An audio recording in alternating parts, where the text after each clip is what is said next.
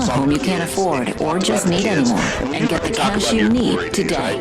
Call this number now. Memories. Call 800-527-4903. That's 800-527-4903. 800-527-4903. Again, 800-527-4903. Jason Whittle, Birch, you have several papers out there, but how cool is it for you to, do you have over $10,000 in credit card debt? The stress from excessive credit card debt can ruin your life. Collection calls, sleepless nights. If you're feeling the financial impact with unprecedented economic challenges, JetBlue is here for you. JetBlue uses secret programs that most credit card companies won't tell you about. They'll help you consolidate or sell your debts for a fraction of what you owe. With JetBlue's success guarantee, you pay nothing unless your debt is reduced or completely resolved. There's no risk. The more you owe, the more JetBlue can save you. See how easy it is to get started with free information. Let JetBlue show you how 10 minutes could save you thousands. Call now. 800-200-6895. Sean, all those hoggies we had up front, Bowles, Brad Bowles, Guy Ezra, those guys, it's hard.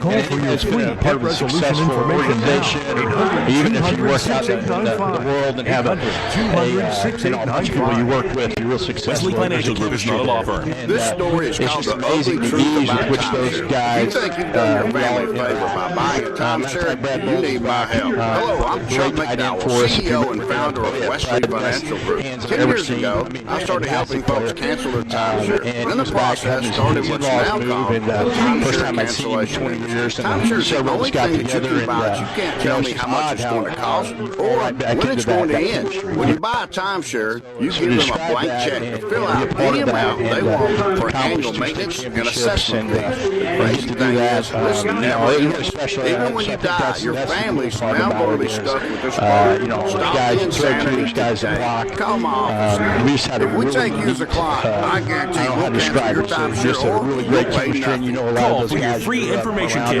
800-462-3333. That's 800-462-3333.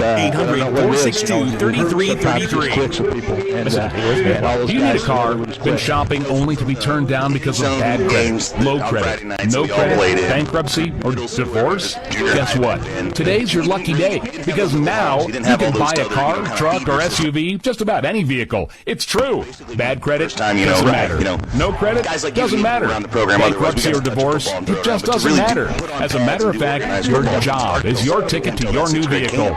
We're Auto Credit Express, and we've helped thousands of people just like you.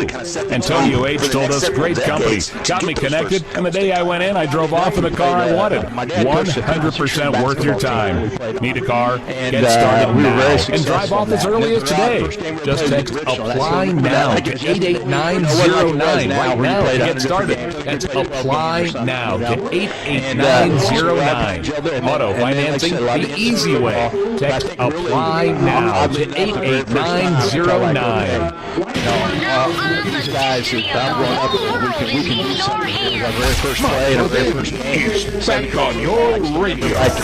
Yesterday, going towards the old school boardroom down the 30-yard line on the left hash.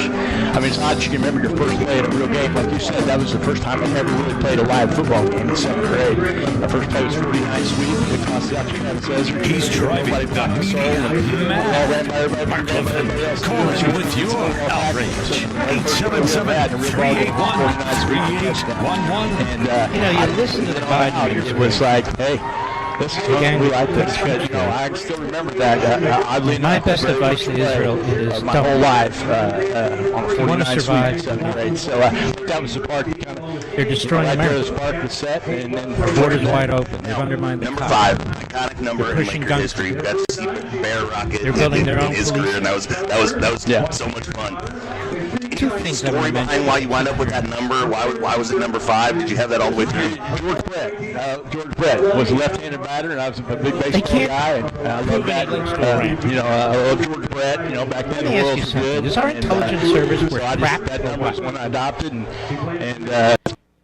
What what they're doing is they're telling us After that our Jordan, CIA stinks. Fortunately, turned into a pretty good Laker football. And all of our intelligence I always agencies ask, stink. when we do Laker lore, I ask a couple. You know, they talk about Israel. I kind of answer when I was asking to shout out some Well, of the we have guys all who played kinds, You've done a very good to job. be honest with you, Several of those of guys. assets and I often intelligence ask if there's all any over the place. coaches that were special to you, or coaches that Egypt is supposed to be one of our dear friends. You know, there's the clear obvious Egypt, we're told, right? is whispering to Netanyahu Coaches. and the Israelis about Hamas, Your and they upbringing ignored it, to they maybe said. made an impact But on you in a way that apparently made you Egypt didn't dad. think about I think whispering you to talk about us, chemistry, you know.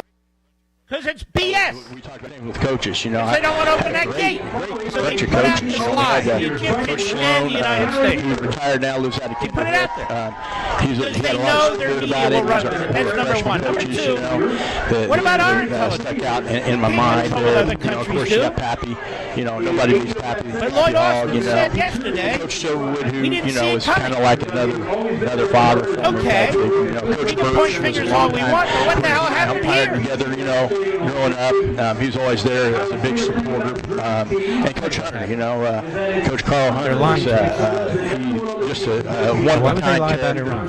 You know, Brad and I were great friends. It would and expose Coach Hunter was a the real suicidal, guy that insane really nature of was their Iran inspiring. policy. So, That's you know, all those guys Because really if Iran's gelled well involved, together, that means and you know, made it $100 really fun billion to play. that And you they didn't want to paid win to Iran That to was rearm the big themselves. thing, and I think you can probably speak to that from your time playing and your time playing. You know, those are guys.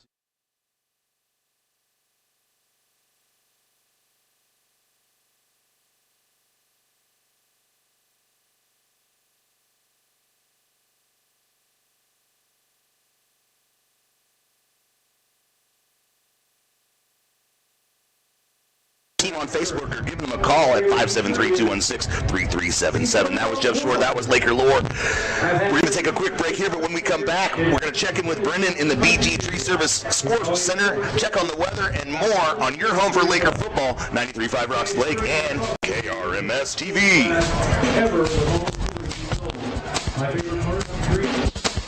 Very little can compare to waking up in the Missouri Ozarks next to your warm wood stove. The confidence and security of a wood stove in your home provides much relief to you and your family in our changing environment. HMI Fireplace Shops has been the area leader providing tested and listed stoves, certified flue systems, and insurance-approved installers. Now is the time to take advantage of adding a wood-burning system to your home. Visit HMI Fireplace Shop online to see the many styles and brands to choose from. No one warns you like For 25 years, Lake Ozark Water and Sewer in Camdenton has been an industry leader in wastewater and drinking water services. They perform water testing in their state-certified lab with results in just 24 hours, serving HOAs, condominiums, municipalities, and more. Lake Ozark Water and Sewer certified operators provide sample collection, operations, and maintenance services for lift stations, wastewater treatment facilities,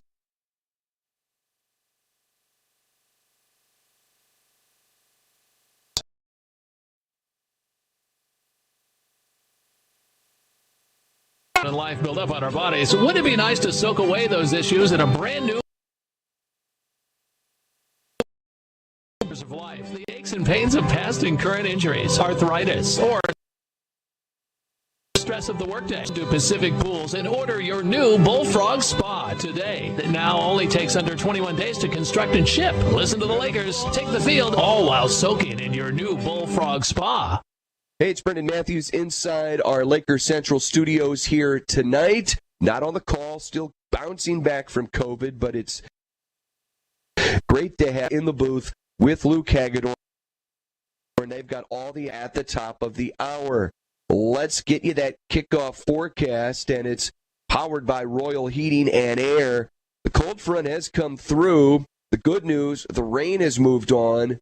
The bad news is that the winds are going to pick up a little bit. Some gusty winds, maybe in excess of 20 miles per hour. We'll have temperatures here at kickoff at around 60, and they'll be dropping into the mid-50s. Nothing egregious, but again, the wind is certainly the headline. And that game time forecast powered by Royal Heating and Air. And now let's head into our beer that we will be following tonight. The big one down in Springfield, Glendale at Kickapoo.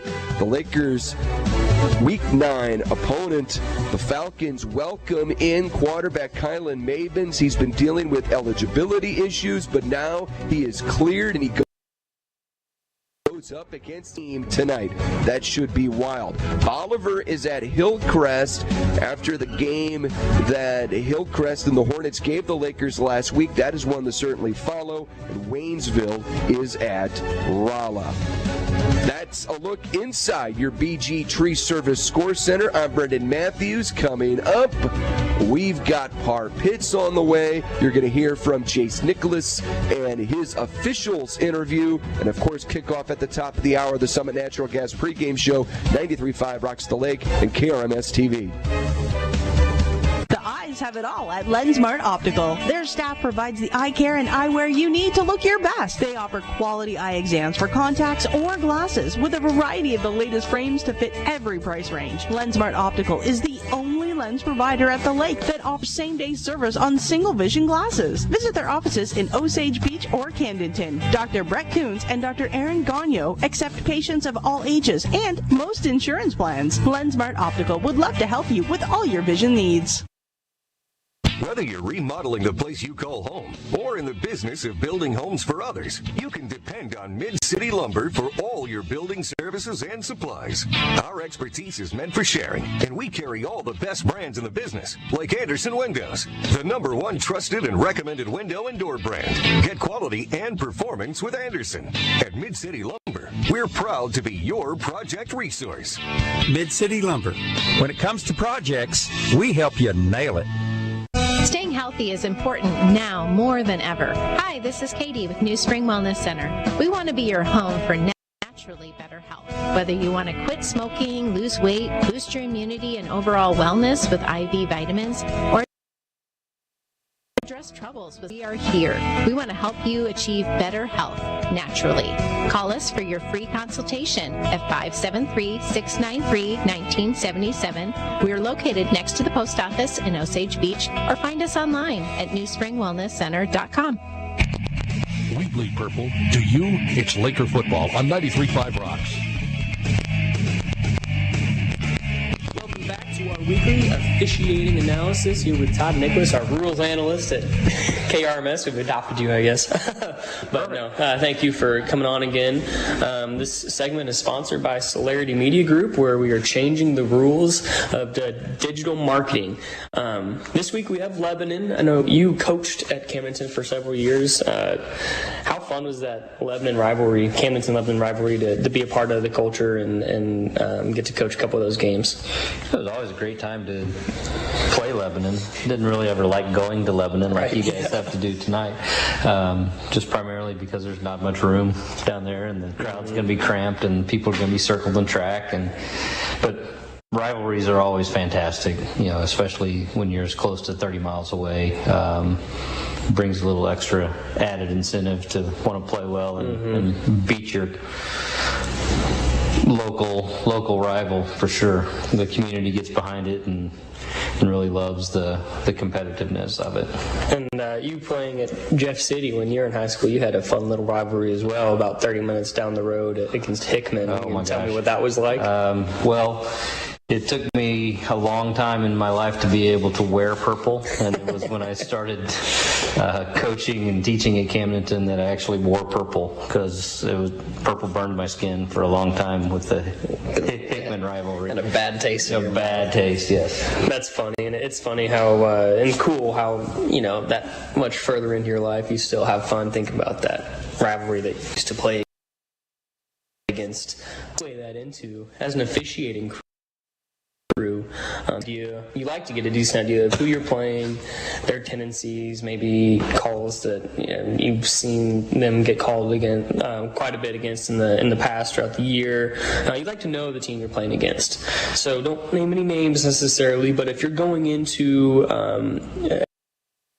a game and has a tendency to be more chippy, or maybe it's a rivalry game like we have tonight, how does the officiating crew get ahead of that chippiness to kind of negate some of sloppiness or any fights or whatever you might come across. Right. Well, we obviously try to steer those off as best we can. But we do film study, like players do, coaches do. We study the teams that we're playing or officiating for. So we do know what their tendencies are. If it's a pass-heavy team, we want to know that going in, so we're familiar with what plays are run out of what sets, so we're not caught off guard by any surprise plays or anything like that. And we also want to get to know who the best players are, who the studs, so to speak, on each team is going to be. If you got a super quarterback that's mobile, and we want to know that so we can be prepared. This week I think it's our 5th homecoming game in a row that we've officiated, and that's a little odd, but we like to know things like that too, because homecoming is a big game for the home team, obviously, and they want to play. They're a little more amped up for it. So along with that, sometimes comes some animosity. Players, like to quote you, get a little chippy, and we try to stay ahead of that by what we call dead ball officiating. Obviously, we officiate the plays when they're running and going, but after the play's over is when the silly stuff happens. Right. So we try to get vocal and talk to the players, make sure that they're separating colors, going back to their own huddle, not mouthing the other team.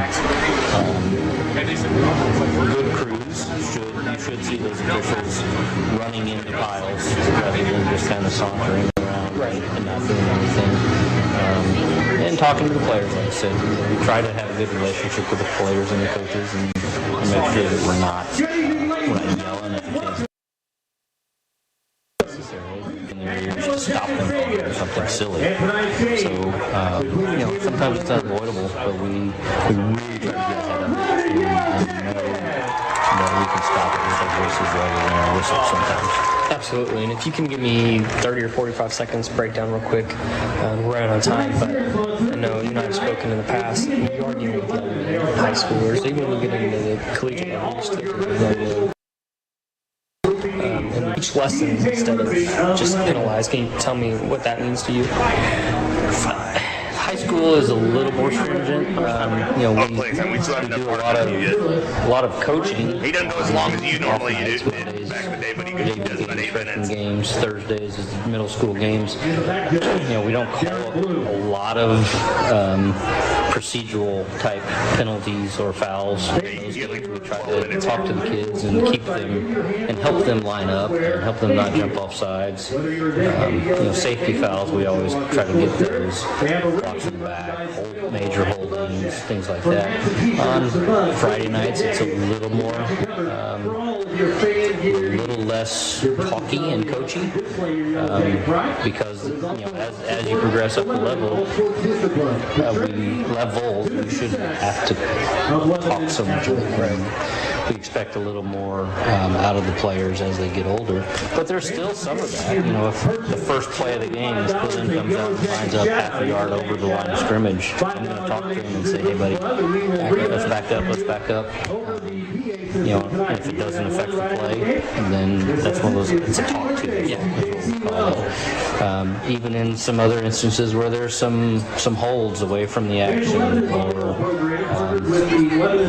some things going on away from the play that don't affect the play necessarily, that we want to get a handle on. We talk to the players more than we're not going to try to officiate. One Cuba guy out there.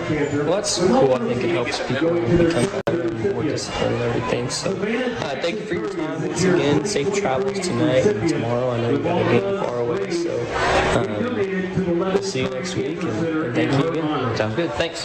Hi, this is Anna Marie Hopkins with Smarter Move Real Estate Group, powered by Ozark Realty. There's nothing like high school football, and I am a proud mom of Camdenton Laker kids. Whether you're buying or selling at the Lake of the Ozarks or anywhere in mid-Missouri, call 573-544-3587 and go for the extra touchdown with me, Anna Marie. I can prove there's a smarter move. Go Lakers!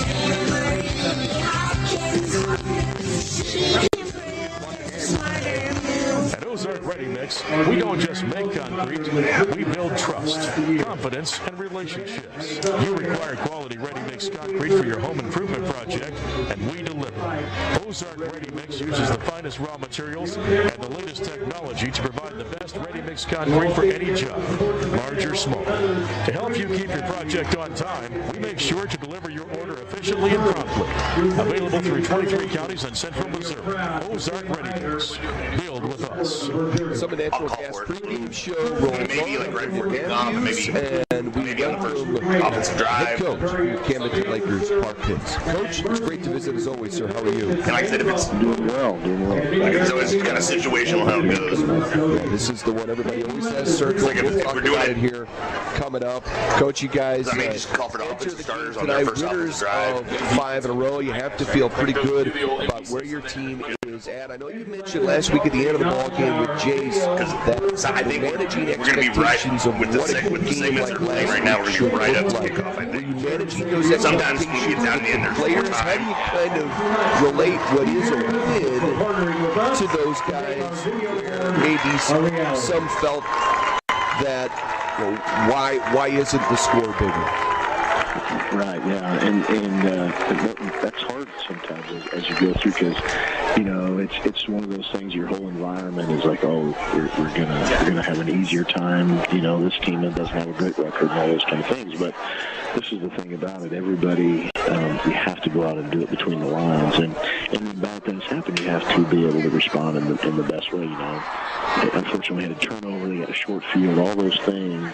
And then you have to rebound to be able to go and be effective and not let the circumstances define what you're doing and how you respond. Was there a sense on your part that there was maybe just a little bit looking ahead to tonight's game? I don't necessarily think so. Like, we did a great job of preparing for what they were going to do. They changed it up a little bit, and then they played hard. And so I would say much of the issues were what they did as opposed to. I knew going in, I mentioned it to multiple people. I knew that they could defend. Not that I'm aware. A real good plan of defending our attack, and then they got in the right operations in terms of offense, running some option game and then throwing it off the option, and so it put us in a bind, and we had to kind of regroup and get going. I felt like second half we kind of let all that other stuff go and played much better. Did you see anything? You mentioned the turnovers with Cade, and those were certainly very unusual when you look at the last several weeks. Is there anything he does to manage that heading into tonight and the rest of the way? No, it's one of those things you just have to keep. It's much like he's an outstanding pitcher in baseball in the springtime, and you can't let the last pitch affect the next pitch, and it's just one of those things. You just have to go on to the next play and make your reads and do what you can to put yourself in a great position. Coach, every year we tend to see breakout players come from the sophomore class, and one young man last week kind of had that breakthrough moment in sophomore Paul Luff, who was just massive on that defensive line, making plays for you guys all over the place. What has he done to have his number called a lot more over the last couple of weeks? He's done a great job. Just stayed true to the process. He's a tremendous worker in the weight room. He's a great worker in practice, and all those things are just now showing. And he's been doing it all along, and got his opportunity last week and made the very most of it. Got a real high motor, and plays extremely hard. Well, Coach, it allows us to now look ahead to how this shapes up tonight against Lebanon. Highway 5 trophy on the line. They're undefeated. They're state ranked. What's the general feeling around the locker room? As obviously you probably don't have to say much to get these guys fired up for a night like tonight. Yeah, it's one of those things. It is a rivalry. It's kind of grown in the last 10 or so years. But like I've said many times, it's we have to be the same guys no matter what, no matter who we're playing. You can't be, it doesn't need to be something special. just because it's a rivalry game. But what we have to do is be special every Friday night. And so that's what we're trying to do, is go through that process. I know that there'll be tons of energy coming from our crowd, coming from our team, and our guys will be prepared to go. What are some of the tricks that you guys have to be mindful of with how Lebanon wants to run the football? You know, they are a running team. That's pretty evident. But they've got a ton of weapons. They can run the fullback inside. They can run the option game. Their quarterback's an outstanding runner. They rely a ton on those dynamic run plays. I would say they are as good as anybody we've seen as yards after contact or breaking tackles. They are doing a tremendous job of that. So you have to match their numbers with our numbers and then tackle well. What do you work on specifically in practice, Coach, to prepare for these guys? What are some of the points of emphasis? Well, their motion is an important part of what they do, because they'll do just a regular arc motion, and then they'll also do some counter motion. So you have to be able to know how to handle that and read it. You have to be able to understand when you're unblocked what to do, because they're going to leave 1 to 2 guys unblocked often in their option games. So you have to have your assignment, do your job, and go. And more of those, like, if one guy doesn't do their job, it can create a scene that you don't want. We're visiting with Par Pitts, getting you ready for tonight's.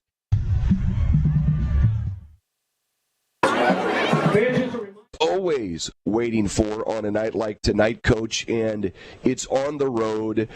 Does that change? I mean, obviously, you guys, Camdenton, will have a huge crowd, but this is unlike any real road atmosphere that maybe you guys see all season long. Yeah, it's going to be a packed house. I know they've got a tremendous following. It's important to their community as well as it is ours. And so I know that both teams will be represented in a great way, and there'll be tons of energy coming from them. It's going to boil down to what happens between the lines, 100%.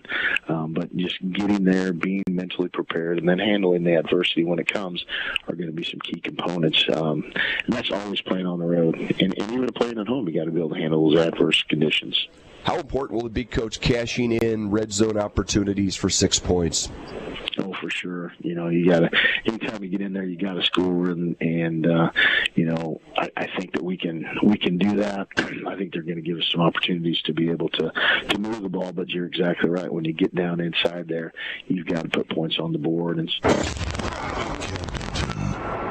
Laker football. And the Lakers have the lead to the 15, to the 10, to the 5. It's a touchdown for the Lakers. Throws deep middle, has a man, and Falcao makes the catch. He's at the 10-5 touchdown. 3 seconds on the clock. His 3rd touchdown of the half. Hollylift Lakers football on 93.5 Rocks is sponsored in part by Summit Natural Gas, Oakstar Bank, State Fair Community College, Lake West Excavating, Lensmart Optical, Stover Carpet and Drapery, Heritage Bank of the Ozarks, The Motor Hut, Top Down, New Spring Wellness Center, Kenny Carroll Excavating, Ellerman Roofing, a division of Concourse, Smith & Gutchison Law Firm, First Bank Mortgage, Team Lassett, BG Tree Service, Quiet Side Quick Shop, HMI Fireplace, Mid-City Lumber, Anna Marie Hopkins, Smarter Move Real Estate Group, powered by Ozark Realty, Econolift, The Butcher Shop, Royal Heating and Air, High Brothers Lumber, Magic Dragon U-Haul, Backyard Portable Buildings, Pacific Pools, Ozark Ready Mix, Lake Ozark Water and Sewer, Hewlett Auto Group, Designer Kitchens and Bath, Alley Home and House Funeral Home, The Law Office of Mark A. Webb, Driftwood Spa and Salon, Days Environmental, and Cernak Yamaha. Now, let's head up to the Kenny Carroll Excavating broadcast booth with the official voices of the Camdenton Lakers, Brendan Matthews, Luke Hagedorn, and Jace Nicholas. The Lakers.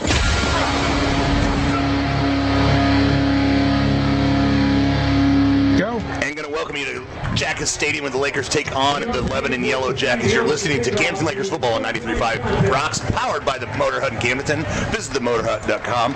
Putt into the Motor Hut in Camdenton, or call 573-346-6110. We're going to take a look at the offensive start. Well, first of all, let's check in with Jacob Curley and see how that coin toss went. Yeah, Camdenton won the coin toss, chose to defer to the second half, so Lebanon will get the ball to start the game. So that means defensively for the Lakers at nose guard, you're going to have Hayden Vogler subbing in there for Joshua Balderas, who's out. Dominic Poling at one of the tackles, Tyler Blecker at the other tackle. At linebacker, you have number 15, Sam DeMott, clearly the leader of this defense. Linebacker number 41, Sterling Cedarwall, he's been a revelation this year. Number 26, Willard DeMott, and one outside linebacker, and number 54, Colin Stamper at the other. At cornerback, you have Kyle Edson and Braden Shepard. Your free safety is Carson Durnan, and your strong safety is Spencer Mellencamp. Jacob, you got starters for the Lebanon's offense. The offensive line starting from left to right with all seniors besides the sophomore center. We have Thomas Howe, Gunnar Williams, Eli Jackson, the center sophomore, Danon Conrad, and Dathan Durbin. The slot backs will be Abe Allen and Drew Bowling. The fullback with the key focal point of this offense will be Jax Glendenning. The dual threat quarterback, Gavin Smith. And the wide receivers will be a motley crew of Hoyt Honey and Connor Rourke. The tight ends will be Nick Allen and Quentin Soft, and that'll be their offense. And we're getting ready for the First State Bank Mortgage Team Lassen kickoff. Visit your lakeloan.com. Located in Bagnell Dam Boulevard. Call 573-746-7211. And it's a kickoff. Kickoff is fumbled. Come on. A little bit of a fumble. The Lakers get on it and are able to swarm the ball carrier. And right about the 23-yard line is where Lebanon will take over 1st and 10. Good start, Luke, right there. That's a good start for us. Getting a pretty good field position to start off. Hey, watch that defensive line, as Jacob talked about leverage earlier. It's key. We got to stay low. If we start moving, getting too high and going backwards, it's going to be trouble. Watch that D-line. Stay low, boys. Stay low. And remember, Paul Muff will also be rotating in tonight. Last week's Golden Pork Chop, he is getting the start right now on the field at what appears to be the weak side tackle. He was a havoc last week against Hillcrest.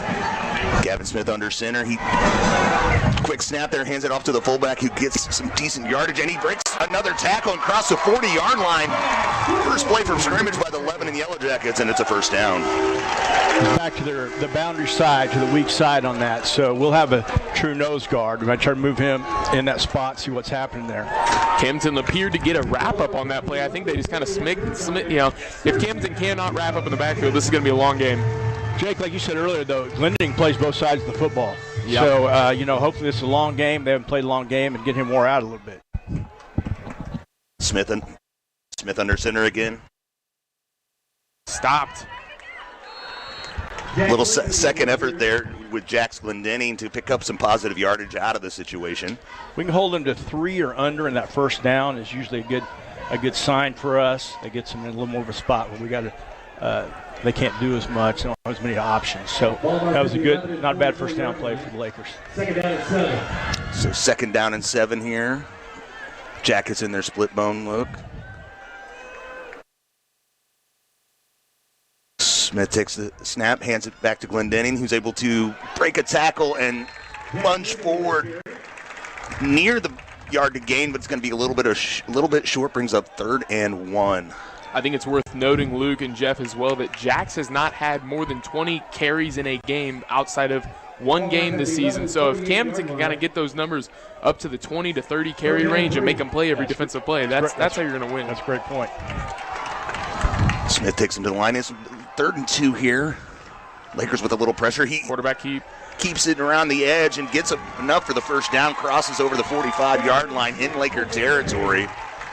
From watching a little film this year, definitely what they've used a little more is a kind of a quarterback power, even to the point of putting a wing back in motion, and they'll stack basically everybody they got on one side of the football and just have him run behind it. So look for that down on the goal line or short yardage, and that's kind of what you got right there. Jackets up to the line here. It's 1st and 10 inside Laker territory. 0-0 ball game at this point. There's the hard count. Asking for the signals from the sideline. Goes back under center. Laker linebacker shifting around. Got a motion man there. Hands off to the fullback, who's able to good. Durnan able to come up from his safety position. You know, Jeff, in a situation like this, when you know they're going to run the ball, how tempting is it to put 11 guys in the box up there? Well, like I said in the pregame show, we're going to end up doing that. I mean, you know, there's going to be some times they'll have to take a shot, and if we can, you know, get it covered up or get lucky on it or get good pressure, that's what we're going to have to do. You got to force them to do something they don't want to do. Glendenning behind Smith here. Ready for possible counter here from them. Hand it to Glendenning up the middle and gets stuffed by the interior of the Laker line. Cedar Wall coming up. Spencer Mellencamp, both your safeties, Mellencamp and Durnan, coming up, filling hard on the run there. In the past, their go-to's been a little a wing-back counter here or a possible pass play here. But I'm guessing option more than anything else here. Caden Bowen checking in the football game there for Stamper, I believe. They've only completed 10 passes on the season, too, so the pass has not been their main go-to here on third down so far this season. Motion man, hands to Glendenning. Glendenning looking for a line. Come on, hold on. Crease in the line. Lakers stop him, push him back, and I think his forward progress is going to cross over the 35-yard line. That's their little reverse out play, and they bring that wing back up and under much like a fullback would in the eye, and he lead blocks for that. So that's a Yellow Jacket first down. Smith gets his call from the sideline, gets back to the huddle.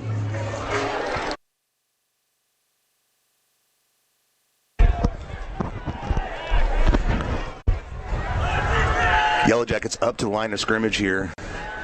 Gavin Smith, the quarterback, takes the snap. Keeps it himself, follows the blockers, and the Lakers are able to swarm. Mellencamp in on that one. That's a good stop there. That's a normal midline keep. That's a hard play to stop because you got to let guys jump in the fullback, and then the quarterback keeps it right behind him. So that was a little midline keep. That's a good job stopping that play. Webb City runs that play a lot, and it's hard to defend, but that was a good job by our defense on that. Good job by the linebacker scraping, and we had some good penetration off the line. Smith under center, motion man, hands to Glendenning. Glendenning finds wide open field there, but wow, what a stop there. Great open field tackle. Who was that, Luke? Kyle Edson. Edson coming up from his cornerback position, number 3, getting a shoestring tackle, forcing a third down here.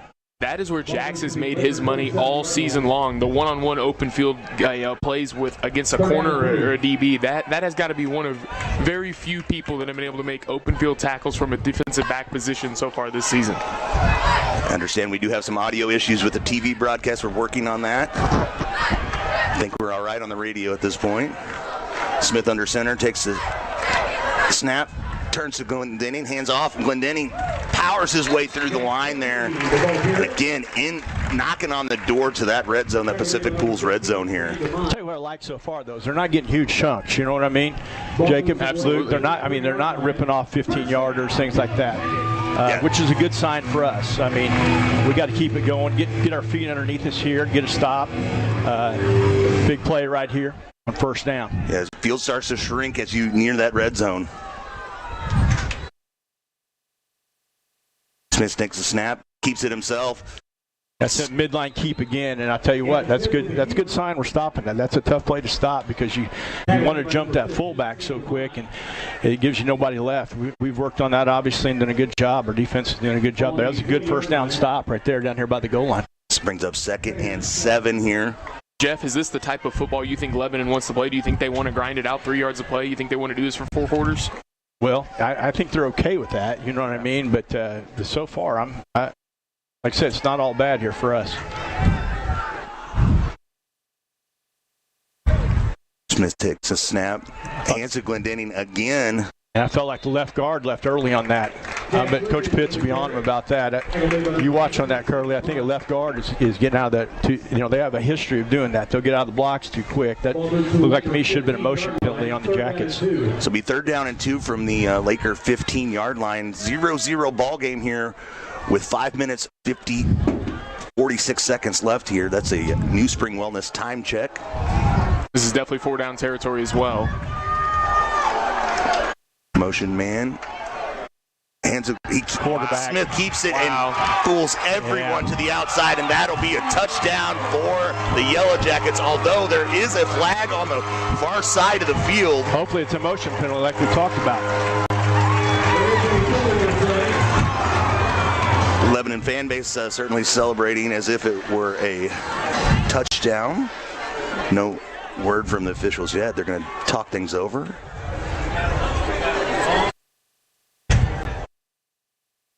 Oh, and sportsmanlike, the quarterback gave the peace sign as he was running in the end zone. So that'll help us. We'll take it on the kickoff, I'm sure, which that's a big help to get that, get some yardage back on that. So that that was before the touchdown. That's not going to count. The touchdown's not going to count. They are marching them back here. You're right. So spot down there. He threw the flag about the 7-yard line. Correct. Yeah, they're going to mark. Yeah, in high school, the new rule change. We'll have Jace focus on that with his dad next week. But I believe it is now a spot foul when you commit a personal, an unsportsmanlike. Yeah. So after this play, we will check in with Jace, see if he had any insight on that. So as it stands, it's 3rd and 6 here for the Yellow Jackets. Smith under center. Motion man. Hands it to Glendenning, keeps it again. Good. Pulls it baby. after the fake to Glendenning. The Lakers are all over it for a stop, bringing up 4th down and 9. Wow. Going back to Jacob's earlier deal, leverage right there. That's we exactly were under right. there. I think it was polling on that, possibly at nose Correct. guard, but we absolutely set the line of scrimmage back there and to give them room to operate. So that was a fantastic job by our defensive line. I think that was polling on that play, I'm guessing, from where that was at. Jace, let's check in with you real quick. All right, Lebanon set up for a field goal here. Snap is good, kick is up, and it is good. And the Lebanon Yellow Jackets take a 3-0 lead here with 4 minutes, 48 seconds left in the first quarter. We're going to step away. We'll be back with more on your home for Laker football, 93.5 Rocks Lake and KRMS TV. When it's time for a new lift, it's time for EconoLift. Some find it on the water. Some find it in their home.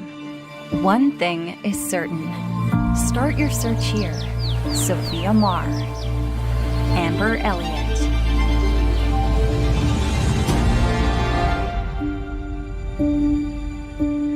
With Marr, Elliott, and Associate at Lake of the Ozarks.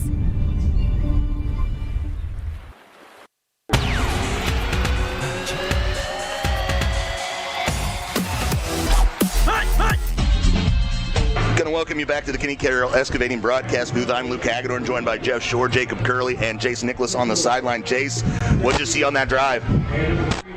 Lebanon just played assignment football. They did their thing. They ran in between the tackles. They didn't do anything too fancy. They ran that special quarterback pull that they've done a couple times this year where they fake the fullback dive and then run a quarterback power behind him as a lead blocker. Then they had that one breakaway play where the Lebanon quarterback threw up the do sign and got called back. Then we made a great defensive stand, and now we'll see what we can do with the ball. Sophomore kicker Rhett Rhodes kicks that one out through the end zone for a touchback. That's your team last in kickoff. Visit your LakeLoan.com. Located on Bagnell Dam Boulevard. Call 573-746-7211. Hey, that was a good defensive series for us, guys. Lakers did a good job there and benefited from a penalty, which, hey, you got to take those in games like this. Key here is we get a first down. Get a first down here. Once you get a first down, you're rolling into this offense. Yeah, let's take a look at those starters at center. You got Cole Lane, right guard Nathaniel Reap, left guard Carson George, right tackle Kason Youthie, left tackle Garrett Hilton, Blake Ford, Owen Borbet, Braden Shepard, and Kyle Edson are your receivers, and Cade Durnan, of course, is your quarterback. The wind doesn't look like too much of a factor. It's a little bit, and we're against it right now, so we'll have it in the second quarter. But if we can get through the first quarter here and make a little progress, that puts us in good shape for quarter number 2. A lot of movement on this defensive front, guys. Durnan in motion. Durnan takes the snap, rolls out, looks for his receiver, and it's almost intercepted there. Threw it in an area. I didn't see it a white jersey, but I saw a couple black jerseys in that area. I guess he didn't like what he saw there.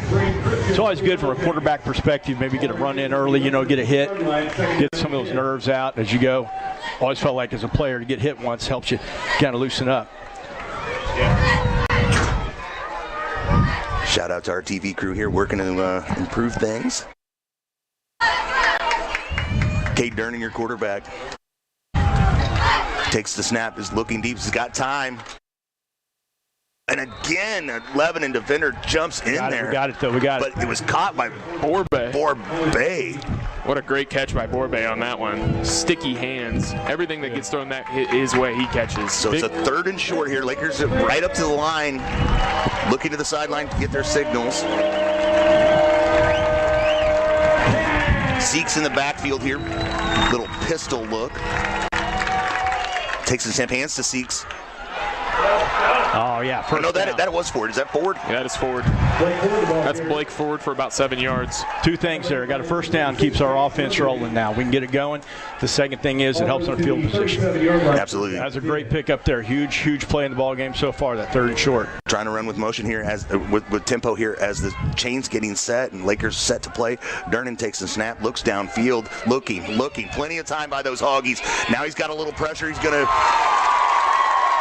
be brought to the ground for a sack behind the line of scrimmage, lose a couple yards there. I'd be interested to know how long Lebanon stays in a 2-linebacker look with what it looks like they're kind of trying to do a 0 blitz stunt. And so far, really, they haven't sent much pressure. No. You know, they've got the 3-man front. They're kind of playing it light. They're kind of just keep him in front here. A lot of movement, but really what you're going to get is a 3-man front. Hard count there, but instead the Lakers are going to jump off and cost themselves 5 yards there. Luke, they were going to send a little X blitz there. I don't know if you saw that. They were going to look a little cross blitz there. See if they stay with this with second long. That's been the MO. They feel like maybe they can get to him quick here. So you watch on that left side a little blitz here from the linebacker. Did you see that, Curly? Yeah, it looked like it was an outside linebacker stunt with the defensive end going inside and the linebacker switching outside. So we got 4 receivers here to the near side. Same stunt, but just 3 rushers. Finds a receiver. Edson gets back what they lost there on the penalty yardage plus some. So at least, put yourself in, 3rd and manageable here, right? Yeah, great check down call right there. That was a really good play to get us back in the 3rd. You said manageable. They did twist those D linemen on that last play. They kept the same stunt, just sent fewer guys. They got 4 guys on the defensive line now, it appears. That means there's 6 guys in the box against Camdenton's 5 wide. That's an interesting look. That's definitely an unfamiliar look for this Camdenton offense. 3 receivers to the left, 2 to the right. Durnin, empty backfield, takes the snap, looks downfield, feels pressure from behind, keeps his feet, gets rid of the ball, and finds a receiver for a first down. Kyle Edson just finds open space in the Lebanon defense and is able to get the ball. Not only a first down, but now we're in Lebanon territory. Hey, great job by Edson there. It's a lot like you see the Chiefs do coming back to the football on a scramble. It's a good job by Cade getting free on that one, too. Cade takes a quick snap, looks to throw in a hurry, and gets his receiver for a first down and more. Borbe. Well, Borbe's had a good season. He's worked hard. He's a typical Camdenton Laker. Works hard. Tough kid. He's had a real good year. That was a great job right there. Just a junior, the 5'9", 145-pounder, so we've got a whole nother year of production out of him. And Spencer Mellencamp's coming on for him right now, actually. Pistol look here. Hands to the running back. Ford. That's good. That keeps him honest right there. Picks up a couple yards there, and you're absolutely right, Jeff. That's one thing about this offense this year. They've been running the ball more than we've seen in the last several years, and it does force them to, they can't do those light boxes on you. 3 receivers near side, 2. It's a snap. Looking. Had Shepard and goes in and out of his hands there. He was kind of double covered there, but they've done a great job this year of tweaking the offense to what they do well, and finding those little nuances. So I like that. This could be 4-down territory for us, don't you think, fellas? I would agree 100%. Especially only being down 3. So we got 2 downs to get it here, Luke. Yep. 3 receivers to the far side, 2 to the near. We got 4 motions in the backfield, and that's going to be a hard count. And Lakers going to pick up 5. Not enough for a first down, but takes this 3rd and 7, 6-ish, and going to make it 3rd and shorts. And I think you're definitely in 4-down territory. Oh, here. Yeah. Jeff, do you take a shot here? No, I think let's get the first down here, Let's get the first down. You got 2 downs to get a couple yards here. Little quarterback draw right up the middle here. Got 2 downs to get it. Let's get a first down. Keep this chain. Ford in the backfield sprints out. Durnin likes what he sees downfield and finds Shepard for a first down. It's going to be Laker football, 1st and 10 inside the 15. inside the Pacific. Good catch, Shep. Good job on a curl route, finding the open hole right there. He's going to roll the clock here with 1 minute, 34 seconds left in the quarter. That's a New Spring Wellness time check for Naturally Better Health online at newspringwellness.com. Durnan takes a snap, looks. Good throw. Finds Edson. Edson fighting for yardage right at the yard to gain. He's going to be brought down by a host of Lebanon Yellow Jackets at the 5-yard line, right at that yard marker.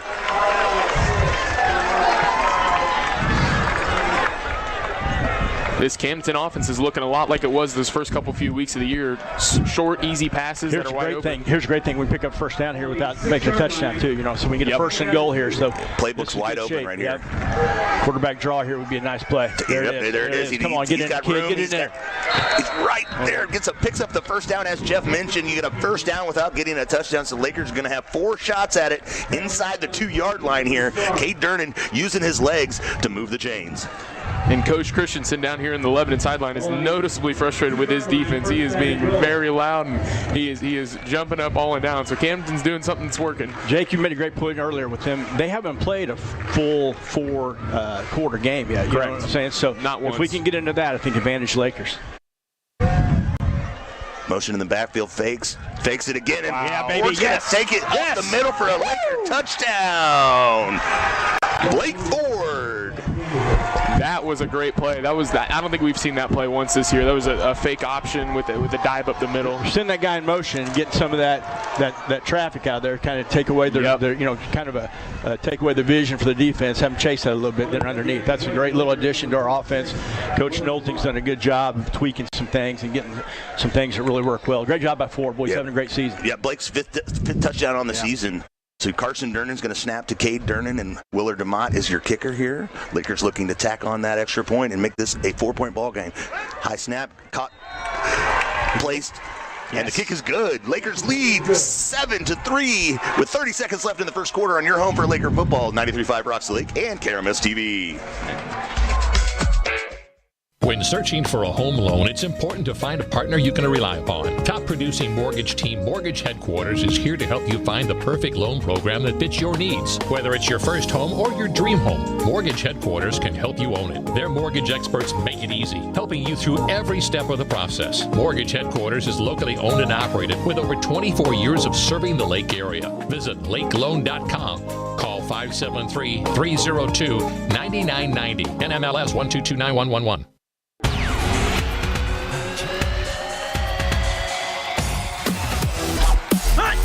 On 93.5 Rocks.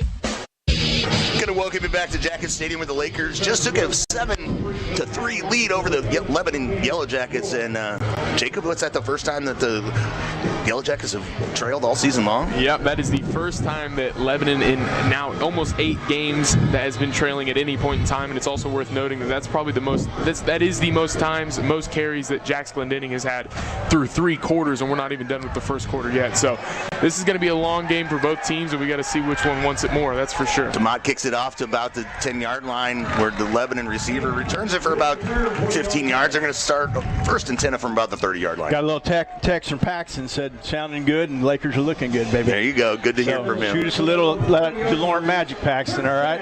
Send it your way, buddy. Check in with Jace. Jace, what do you see down there on the field? Well, that was a great offensive drive. Cade was going through his progressions, finding the open man, being very decisive. They dialed up some nice hard counts, got him to jump once. That's going to unsettle that defensive line for the rest of the night, especially if they're skinny's trying to blitz. Thank you, Jace. His report's brought to you by Linsmart Optical and HMI Fireplace. We got a pitch to the outside here to the near side, and he's got enough the first down there. It's definitely worth noting that left guard is moving almost every single play a little bit before the play is snapped, the ball is snapped. Definitely rolling out of the stance. Hopefully we get one of those here. If we can get them behind the chains a little bit, maybe on first down, get a first and 15. The thing about those long, methodical drives is they almost have to be perfect, right? If you stop them a couple times within a drive, all of a sudden they're behind the chains here. Motion man to the outside. Smith's going to take his call from the sidelines, and looks like Lebanon's going to take a timeout here. No, that's quarter. That's going to be quarter here. That's into the first quarter with the Lakers leading 7-3 on your home for Laker football. 93.5 Rocks Lake and KRMS TV.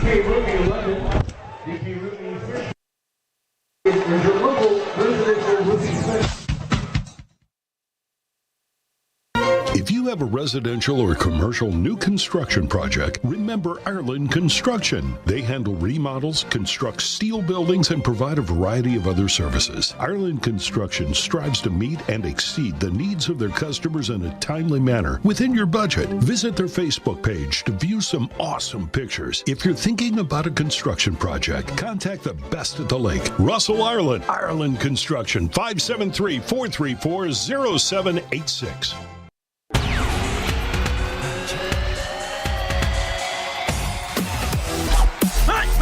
It's Laker football on 93.5 Rocks. And the Lakers leading the Lebanon Yellow Jackets. First deficit of the year for the Yellow Jackets here at home on their senior night. The Lakers up 7-3 with their own little methodical drive, just kind of moving that ball down the field. Not a ton of huge chunk plays there, but enough to get the job done, huh, fellas? Lebanon got to their third level of that option last time. That's not really what they want to do. They can do it well, but that's not really what they want to do. So expect them to go right back to the fullback here.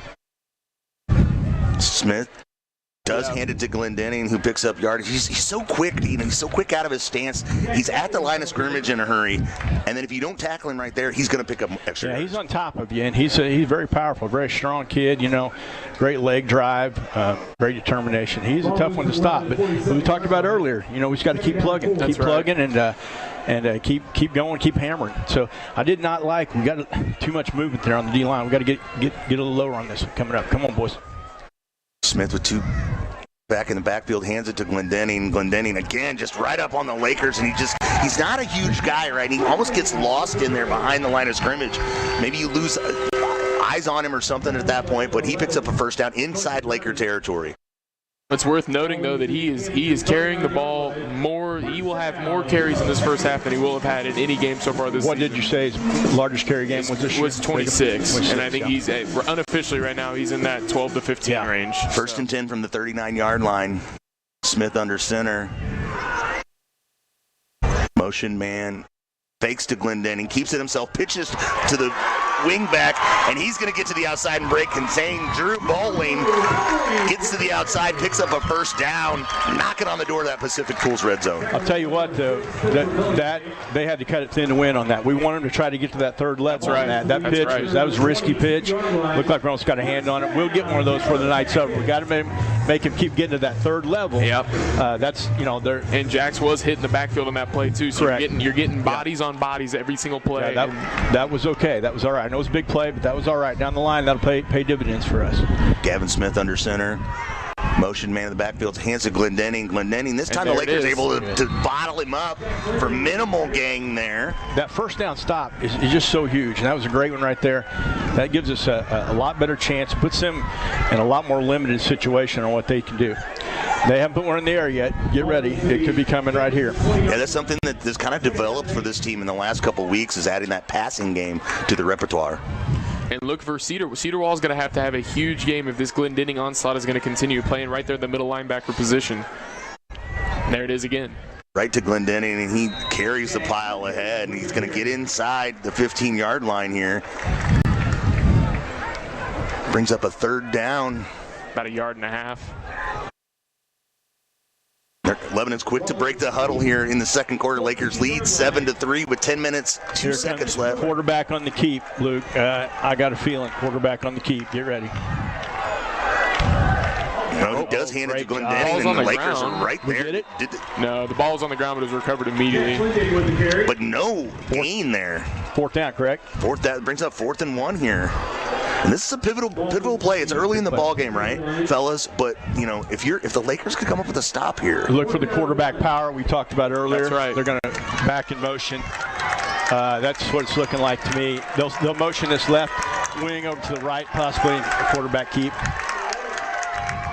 Pitch to the outside. Sweep, got him. What a jump by Shepard.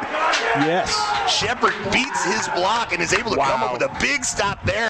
And the sweep kind of surprises everybody, but it doesn't surprise number 88, Braden Shepard, who comes with a big-time tackle right there. They haven't used that rocket sweep much this year, and they use it right there. Hey, to our advantage. Let's go. And that's an Oak Star Bank play to bank on for sure. 5 locations serving the Lake region, locations through Southwest Missouri and the Kansas City area.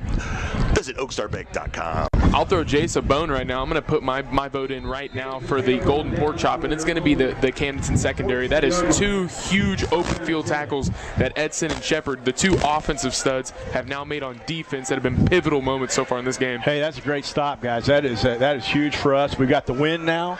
Don't forget, we do get the ball in the second half. I know it's not towards the end of the quarter yet. This quarter's going to go pretty fast. We can put one on the board here, hold them, and get the ball second half. If you can get them behind. Timeout here. If you can get them behind score-wise. Let's keep it right here on this timeout and let Jeff talk about this. They're not built to come from behind. They can, obviously. But that's not their MO, right? They want to milk the clock. They want to grind the drives, have you 3 and out, and get ahead, and then just drain it out. Well, thing is, that's the thing. If we can get ahead, then that puts us in a huge advantage, much more of an advantage than playing a normal team. Much like we're never out of a game because we can score quick with the passing game. We're going to check in with Brendan in the BG Tree Service Score Center here. I do believe he's going to score. We can't pass along right now. It's going on as we speak in the Ozark Conference. Rolla leads Waynesville 7-0. You always keep your eye on the Bulldogs, a potential Laker district opponent down the line. From the BG Tree Service Score Center, I'm Brendan Matthews. Let's throw it back up to the booth. Luke, Coach, and Jacob. Thank you, Brendan. An interesting outcome coming up there. Durnan takes it, hands to Seeks.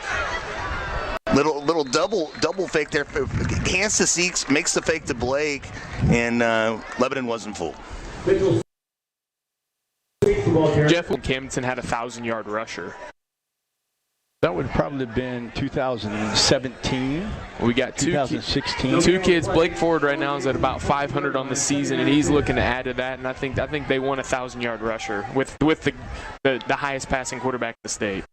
Lebanon showed blitz, but backs off of it. Durnan takes and throws and trying to get it to Shepard there, but it looks like the timing was a little bit off on that one. I'm not really sure what happened. Some miscommunication. Braden wanted to do the stop and go. I think Cade threw the stop, and he took off on the go. That's right. Big play right here.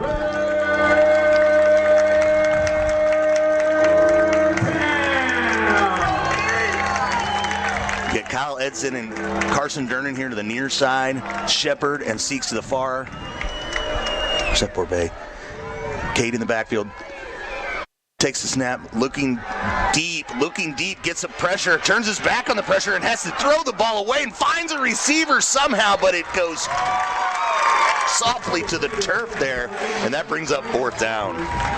Still would have been short of the first down probably, so Braden Shepard had the drop on that play, but that was Jax Glendenning also trying to get in the mix on defense. So mind you, the number one player on this Lebanon team playing both ways and playing crucial positions, middle linebacker and fullback for this Lebanon team. So Kyle Edson's going to go into the backfield and punt this ball away. Gets a clean snap, gets a good boot into it, and gets a high-hanging kick right at the midfield where the Lebanon return man is able to catch it, but is immediately brought to the turf. That was Cannon Rourke. Kickoff return by number 18, Rourke. Tackled by Carson Durnan. And Durnan just hustling down the field, number 11, making plays. Like I said, he's for a free safety, he's been making some tackles tonight. He's going to be asked to against an offense like this. Well, he's put on some great hits this season. I mean, he's long, tall, and athletic back there. He and Willie D. Willie D. will put the kind of like Parkman. If you remember, you got Park, you got Willie D. 1st and 10 for the Yellow Jackets in their own territory here. Smith looking for that quarterback power and just trying to pick his way through, but the Lakers close the gap in a hurry. Willard DeMott getting in on that, I believe. It's only a gain of 1 on first down, Jeff. That's exactly what you were talking about earlier, Coach. You got to limit those first down gains. You do. That was a great job by our defense. I liking the way we're playing. Our defense is really hanging in there, really coming off low, staying low, and not allowing as much of a push as on a couple earlier drives. Smith looks at the sideline, getting signals, communicating to the rest of his guys, gets under center. DeMott showing a little blitz there. Option. The option with the pitch to the outside, and Shepard able to fight off the blocker. Oh, that's going to be a late hit. That's going to be a late hit on DeMott.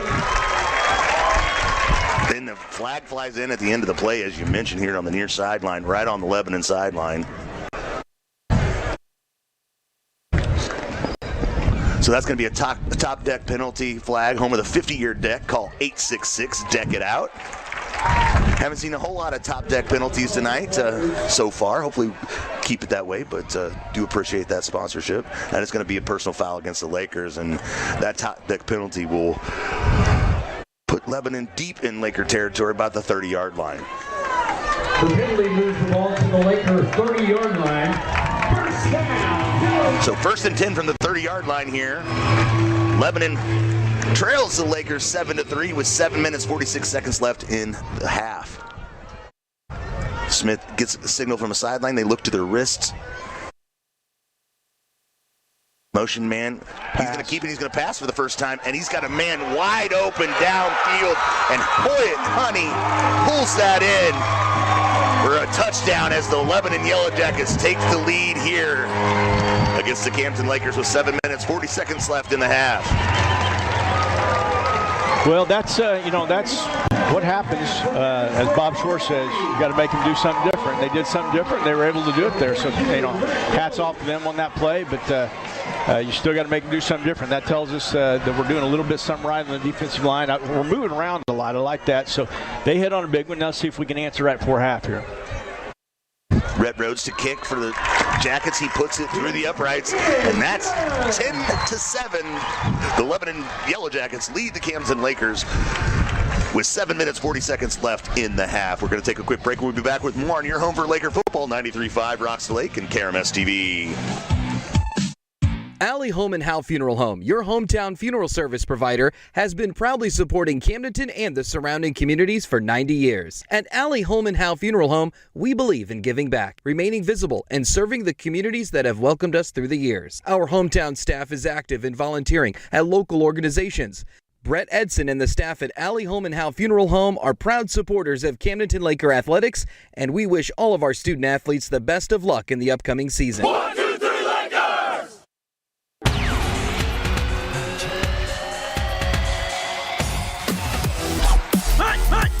93.5 Rocks. The wind has certainly picked up here at Jackets Stadium, and the energy has certainly lifted as well as the Jackets take the lead back here. Red Rhodes to kick off. Edson and Seeks back. No, that's Ford and Seeks. Get out of bounds. And that's going to get out of bounds. So that'll be a top deck penalty there. With a 50-yard deck. That would be a huge deck. Wouldn't you like a deck that was 50 yards? I would. That would be pretty nice.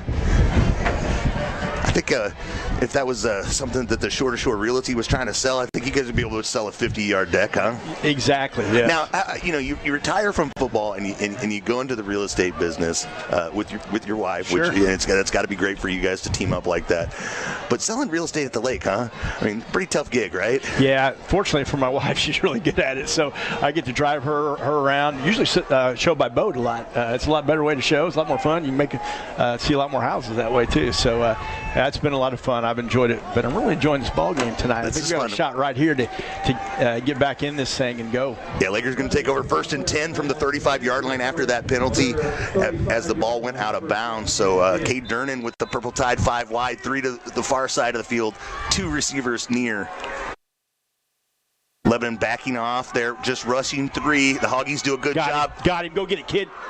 That should be a DPI. It looks like the receiver the corner did grab on the Shep there. He was a whole 5 or 6 yards behind that ball, and that wasn't even close. What a job by the High Brothers Hoggies there, just giving him time, holding up against the 3-man rush. They are doing a fantastic job up front. He's had pretty good time, and he's done a great job of eluding it when he has had a little pressure tonight. 35-yard line, 2nd down and 10. Little pistol look here with the back in the backfield. He hands to the back.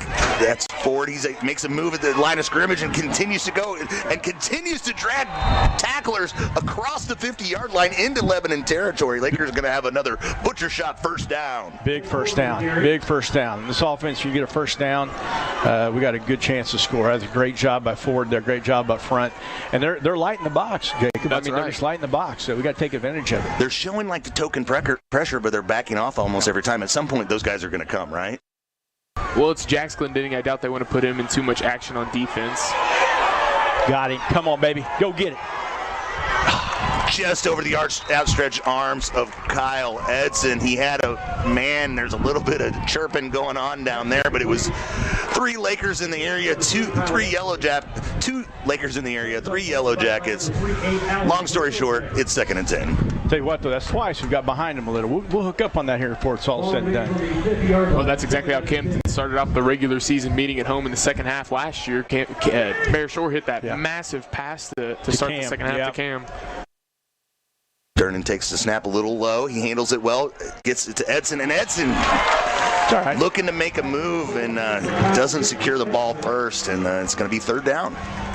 You know, we could be in 4-down territory here. Depends on what we pick up here, That's guys. exactly right. If we can get a decent, amount of yards right here, even if it's 4th and short, it'd be a decision Coach Pitts will have to make on going for it. But it's definitely something you'd think about. Purple Tide 5 wide, 3 receivers to the far side, 2 to the near. Durnan takes the snap. Still not sending anybody but 3 guys. He has to escape. Finds a man downfield for a first down. That's a butcher shot first down to Kyle Edson.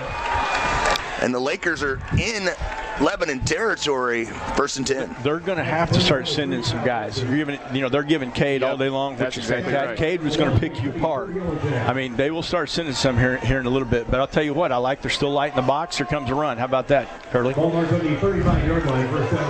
Takes one, gives it to Ford. Ford gets it around the edge and has 1 tackler to beat. Cannot do it. Still positive yardage on first down. Yeah, we talked about the Lebanon 10-yard per carry rushers. Why don't we talk about the Camdenton 10-yard per carry rushers? Blake and Seeks are both averaging 9 and 8 yards a carry, and even 3 yards there. You got to be happy with that on first down. Yeah, good first down play. 2nd down and 7.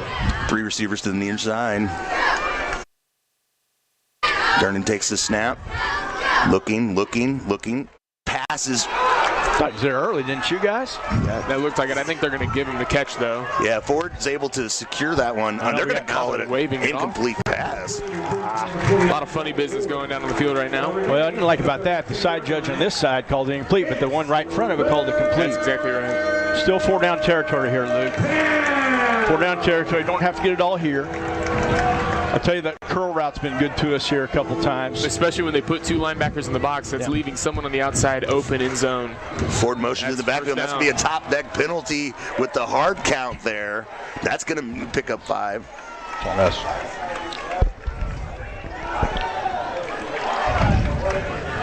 That's going to pick up 5, and Lakers pretty good shape. All of a sudden, they're a little bit more manageable. Yeah, that's fantastic there. This opens your playbook wide open, right? Yeah, but you just want the first down. Just give us the first. Give us a fresh set of downs. Pistol look here. Ford behind Durnan. Hand it to Ford. He gets behind Reap. Reap still had an amazing block. That backside defensive tackle just made a great play on that. I think that's Glendenning coming in. Yeah, it was. He comes in from behind the play, brings him down for a loss, and it's all of a sudden 4th and about 3 here. Camden's probably going to go hard count first, and then I would expect hard count. Then maybe a timeout here. That's exactly right. 5:30 left in the game, or in the first half rather. No. Straight play here. He's got time. He's going to. And then all of a sudden it closes in around him, and that's going to be a 4-and-out turnover. And that's your quiet side quick stop. Change of possession. Quiet side quick stop. Change position. Just off Highway 54 west of Camdenton, State Road AA, next to the Roach Post Office. Great little store, has it all. You love Roach, right? It's my favorite place. It's where I live. I am there probably at least twice a day. Great ribs on Saturday. I've had about 2,000 of those cheeseburgers in my life. Probably too many. All right, come on, D. Let's go. All right, 1st and 10. Gavin Smith, the senior quarterback for the Yellow Jackets, takes the snap, hands to Glendenning, who finds it a little rough going there. Well, we could really use a turnover here. They put it on the ground once at least, haven't they, Jacob? Well, they put it twice. They put it on the opening kickoff. He picked it up real quick on that last drive. He put it on the turf, too, and jumped on it. So. Even if we just hold them from scoring here and then run out the clock, we're still in great shape. But it would be great to get the ball back, a little turnover here, a chance to put another one on the board. We're moving the ball good on offense. They just made a great play to their credit. It was a good 3rd down play they made there. Like you said, we had a good block on the kid, just made an outstanding play. And like you said, Jeff, you want to make them do things they're not. Lebanon will not win this game by throwing the ball 40 times. That's going to happen occasionally. But if you get stops on these fullback dives, that's where your bread and butter is on Camdenton's defense. Smith checking the signals from the sideline, gets back under center, takes a snap, hands to Glendenning again, and Lakers all over it. Sam DeMott in on that. Okay, this is good. This is a big third down play. Crucial third down. They would have to punt it here, you would think, if they don't get close to first down, this territory. They don't want to give us the ball in the 30. So if we can get a stop, this is one of the huge plays of the game right here. If we can get a stop right here, you're looking at good things. 4 minutes, 27 seconds left in the half. New Spring Wellness time check. You hear the Purple Haze chants here at Yellow Jacket Stadium. And Lebanon's going to take a timeout here. We're going to take a timeout as well as your Camdenton Lakers are trailing the Lebanon Yellow Jackets 10-7. We've got 4 minutes, 16 seconds left in the half. Let's see what comes up next on your home for Laker football, 93.5 Rocks Lake and KRMS TV. Hi, this is Jason at Hewlett Chevrolet Buick GMC in Camdenton. I want to tell you about our award-winning collision repair department. We can repair any make or model and make it look like new. Our staff is second to none and works hard to get you back on the road as fast as possible. We offer free transportation for your convenience and peace of mind during the repair. Come see us today for all of your collision repair needs at Hewlett Chevrolet Buick GMC in Camdenton.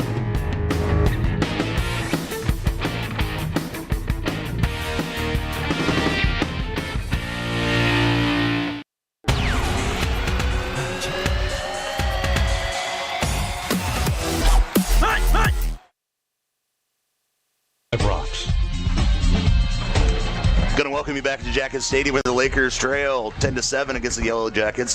Here on their senior night, it's third down though. Big play coming up. They've cut those tight splits down. They've got those splits in the slots in tight. That usually indicates quarterback keep on this. It'll be probably that quarterback power. Hard count to start. Lakers with all 11 defensemen near the line of scrimmage. Counter option. He pulls it. Yep. Come on. Breaks the tackle, spins out of another one, but not enough for a first down. So it's going to bring up a fourth down and a decision for Coach Will Christian here. Hey, great job by our defense on that. Great job, great pursuit, playing hard. If they go for this fourth down, this will be a pivot. No, it looks like they're punting. Never mind. Yeah, they're going to punt, and that's probably an Anna Marie Hopkins smarter move. Tell you what, we've got all three of our timeouts left, guys. We have two. Well, we got two. We got two timeouts plenty of time. Left, 3.5 minutes. With our offense, plenty of time. 3.5 minutes. They're punting into the wind. Still looks like it's gusting pretty good up there, Luke. So you got to watch for fake here, right? Though I mean, absolutely. And no roughing here, no offsides. Coach Edson is chopping for a return though on the sidelines. Leave it alone. Leave it alone. Oh, it takes a Lebanon bounce and continues to roll. And with this wind, it's going to roll inside the 11-yard line where the Lakers will take over 1st and 10. And that's a quiet side quick shop. Change the possession just off of Highway 54 west of Camden, State Road AA, next to the Road Post Office. Great little store that has it all, including ribs that I'm going to have to check out here pretty soon. On Saturdays. Saturday's rib day. You got to get them early, though. They sell out pretty quick. Jeff, what you would call right now, 3:20 left, 2 timeouts, down 3. What's your playbook looking like here on first and second down? All of a sudden, you got a mind shift right there because we had an unfortunate bounce right there. Right. You can't blame our return guy. That was a squirrely punt. He would have to catch it coming up 100 miles, and it just happened to take their bounce. You want to try to get a first down here and then run a little time because we'll have plenty of time to score. Get a first down, run a little time, and then start chunking it. If you get down here under a minute. Really try to score here for half. He's real nice to learn to stand on his own 2 feet. Durnan takes a what snap. I would do, quick throw to the far sideline and Shepard. What I would do is in the breadbasket, but could not collect the football there. That pop screen, we really haven't seen Camden on a lot of that either this season. Go back and replay it. I never said that. I was talking about Azerbaijan. That's a good call right there. We'll get it done here. Next paintball, as we say in this offense. That's right. Next one. Here we go. Pistol look here.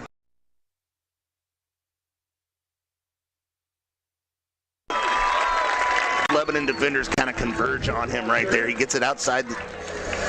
Back to the, he gets some positive yardage here, but now all of a sudden it's 3rd and long. Clock is running with 3 minutes, 10 seconds. New Spring Wellness time check there. First down here would be huge, guys. First down here would be fantastic. Run some more time off the clock. Give us a chance to get down there. Take a few more shots at it. Durnan rolls out to his left, looking, finds a man, but overshoots him. And just like that, it's a 4th down, and the Lakers in the shadow of their own end zone. Gonna have to kick this ball away. Edson's gonna need to get a foot into it.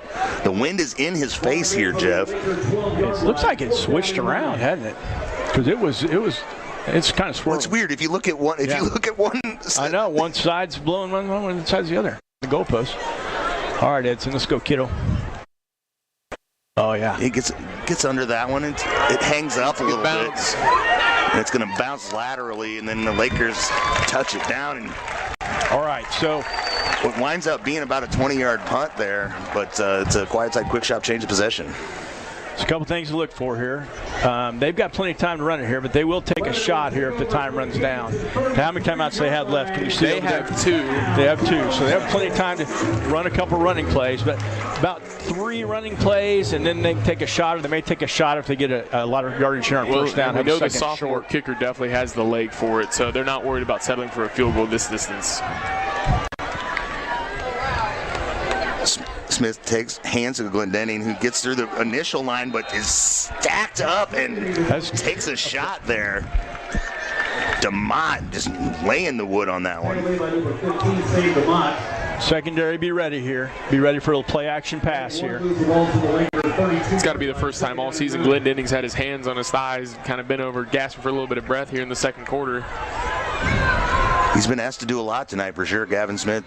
Getting the signals from the sideline, letting that clock dip down. It's going to right at the Surdike Yamaha 2-minute warning here. Hands to Glendenning. Glendenning gets through the initial rush, and then the second effort, man, he gets through the initial line, and then once he gets through your linebackers, he's tough to bring down. Even he's not a huge it's kid. The yards after contact. I mean, that are just that hurt. He's done a great job of getting yards after contact tonight. Brings up 3rd and 1 here. Clock ticks under that 2-minute warning.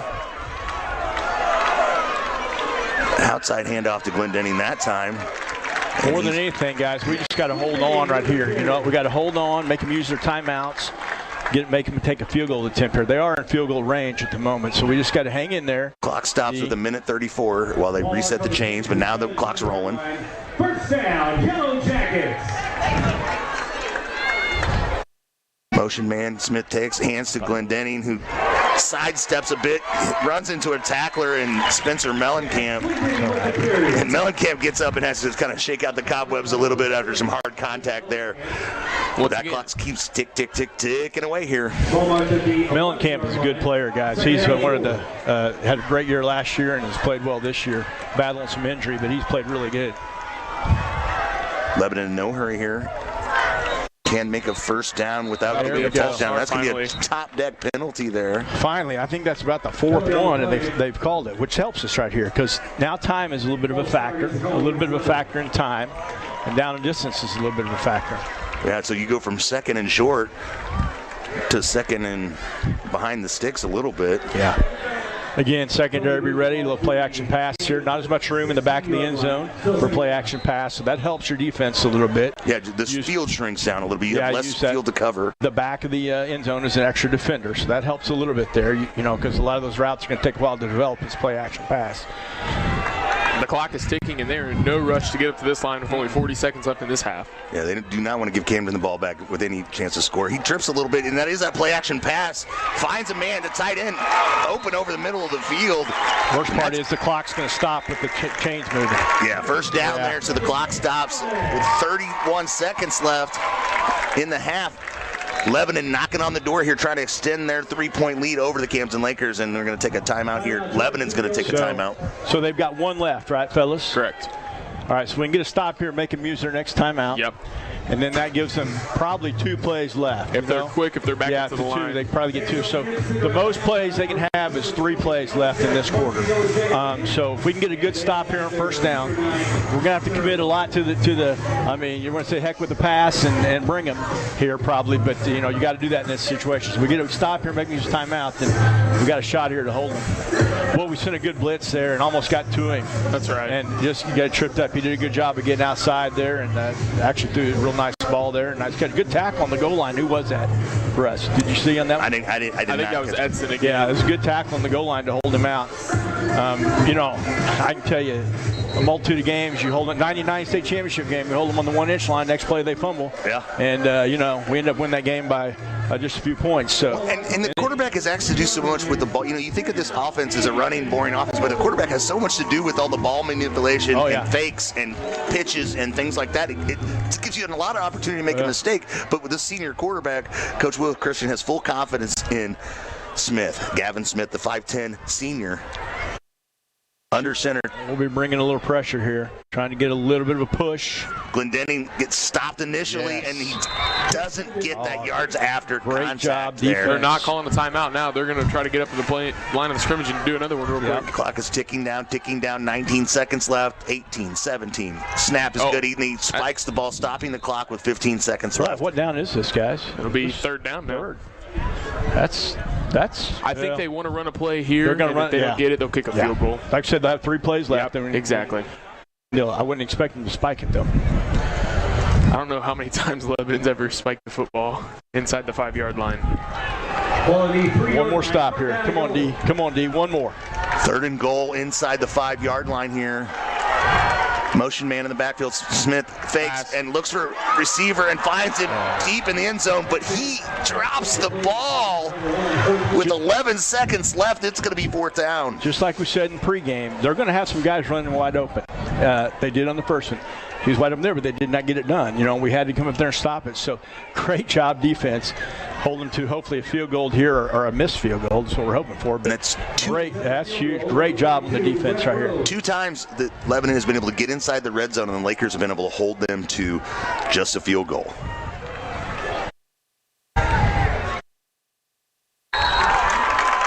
Kick is up, and it is good. That's right. That's a win for us. Win for the Lakers right there. That's all right. That's a good job. Great defensive stand. We get the ball second half here. Lakers up 13, or Lebanon up 13-7. We're going to take a quick break. We'll come back for more to wrap this thing up in the first half on your home for Laker football, 93.5 Rocks Lake. Out here, things become clear. We learn a bit more about ourselves and discover that the deepest bonds start at the surface. We might not know where the day will take us, but we can always trust Yamaha to put us in the center of everything we love about the water. Visit Surdyke Yamaha at Lake of the Ozarks, 50 years strong.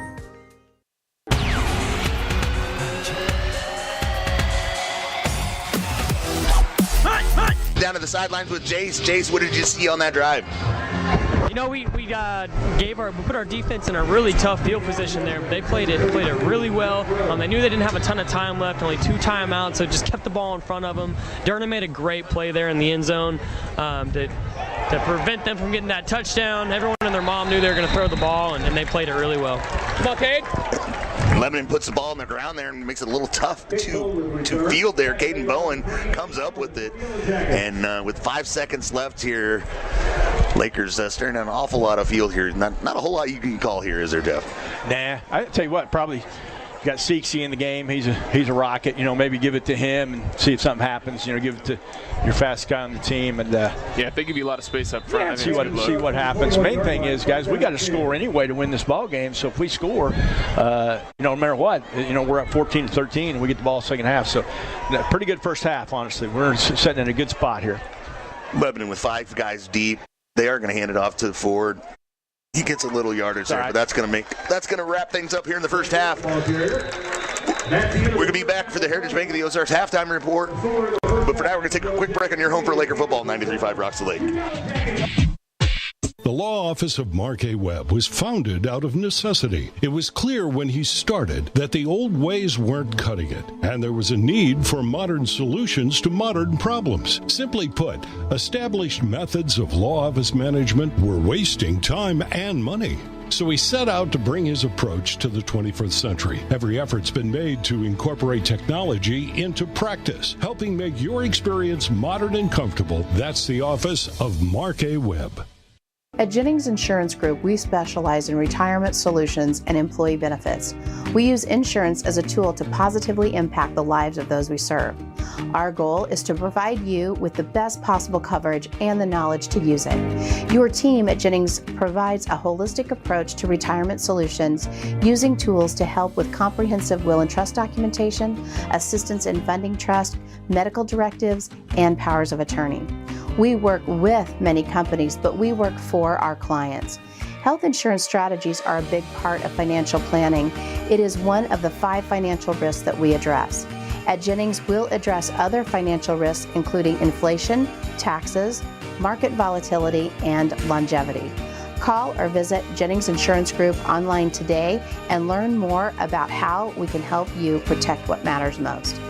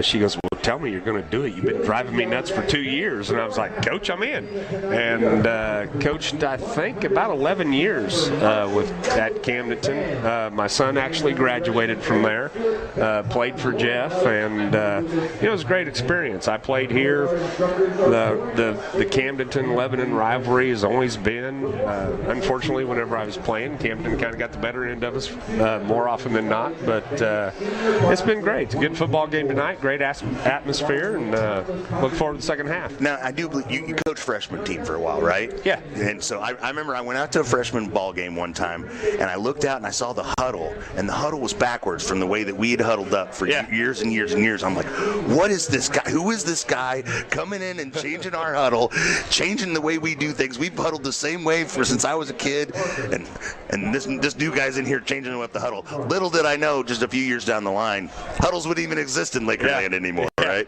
It was, Coach Shore and I talked a little bit, and he said, hey, would you care to do our freshmen? I'm like, absolutely not. I said, Coach, I'll fill your water bottles. I miss football, and I want to be a part of it. And started calling plays, on the freshman level, and I'd travel with them on Mondays. And I looked at him. I said, hey, is there anything I can or can't do? And he goes, no, you got it. It's whatever you want. And, that huddle was a discussion. And I'm like, kind of got a superstition about the quarterback talking towards the defense. I said, I need him talking away from the defense. Yeah, like I said, it struck me as that's when I first learned your name, though. I was like, who is this guy changing up the huddle? But since then, I've kind of followed you and your career, your political career, of course, and things like that.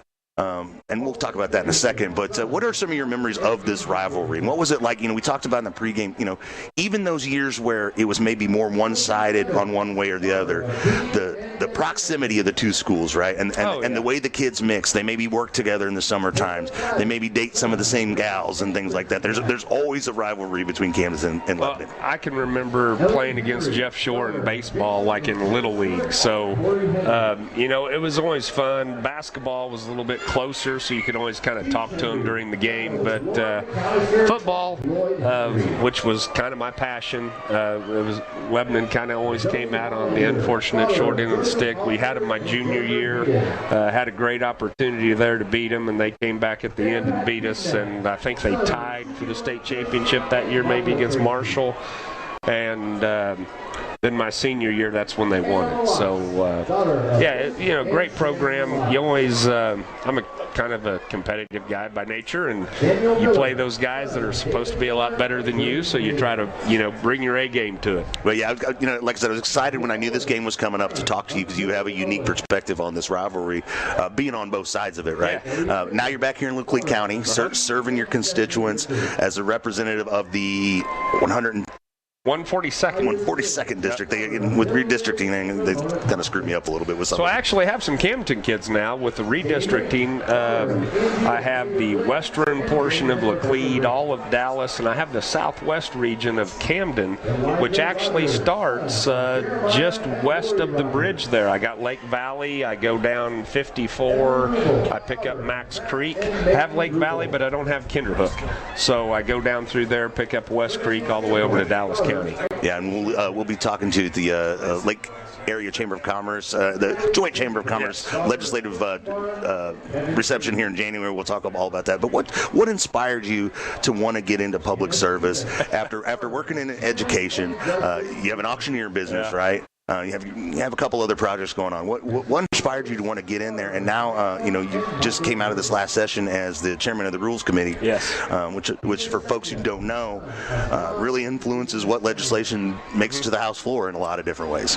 So I was never involved in politics. I was on a Jolie Barber school board for a little bit, the little K-8 district where I went to school, but I started watching the debates, and after about the second debate, I looked at my wife and I'm like, Trump's going to be our candidate. And she goes, really? And I'm like, yeah, he's not a politician. I said, I think I could run for something now and not be. So my wife kind of started talking to some people. Next thing you know, I start getting some phone calls around the area, and they go, are you serious? You're going to run? I'm like, no, it was a comment. No, I'm not running. And they're like, you have a unique perspective. You own a small business, you've been in public education, you understand agriculture. We had a sale barn business at the time also. We sold livestock, and they said, you represent this district with agriculture and education and small business. You're crazy not to run. And that's the rest of the story. There you are. So what do you feel like? Is there any accomplishments that you're particularly proud of, or anything maybe you're looking forward to accomplishing? With your time left. I won a special election when Sandy Crawford went to the Senate, and I got there the last week of filing, and the Missouri Cattlemen came to me, and I filed a bill on fake meat legislation because of all these fake burgers and everything they're making, and it just basically said that you couldn't put meat on the package if there was not meat in the package. And filed it the last week of filing my super freshman year. I was like a redshirt 8th grader, right. I think. And that bill actually became a law. And the other one I think that was big for Lake of the Ozarks and even Lebanon too, with the river system that we have and summer vacations. The school start date had been in the Capitol for 18 years and no one had ever passed it. And they focused on family time and agriculture and the state fair. And I kind of started focusing on revenues because one weekend at Lake of the Ozarks or one weekend at our rivers down here in Lebanon generates a lot of revenue. And I got that one passed. So I thought that was pretty good. We're talking with Jeff Knight here, where the Camdenton Lakers take on the Lebanon Yellow Jackets in Laclede County. Lebanon up 13-7. What have you seen so far in the ballgame? Any commentary on what you've seen out there tonight? Yeah, I mean, it's been kind of what I expected. Lebanon's going to be run dominant. Camdenton has the wide open kind of spread offense. Lebanon kind of snuck up on you a little bit there with the pass play. They're probably going to throw it 4 times a game. If they complete 2 of them, you're in trouble. They missed one right there for a touchdown. I thought that would have been a huge play in the game. Possession before last for Camdenton, however, though, I thought there was an obvious pass interference there. It was an incomplete pass that could have changed the game the other direction before Lebanon took over on downs there. So, I love both programs. I've been part of both programs, and I come here to watch a good football game, and so far, I've not been disappointed. Well, I appreciate it. Like I said, you got constituents in both teams, Yeah, right? So you're pretty much neutrally dressed, and that was probably a good call. But this camouflage. I'm in camouflage. There you go. That's Representative Jeff Knight. I'm Luke Hagedorn. This is the Heritage Bank of the Ozarks halftime report. We're going to take a break. We're going to come back with the highlights from the first half, stats from Jacob Curley, and more on your home for Laker football, 93.5 Rocks Lake and KRMS TV. Hi, this is Katie with Royal Heating and Air. Missouri weather can be unforgiving on your heating and cooling system. That's why Royal Heating and Air offers a variety of Rheem heating and cooling systems and free estimates.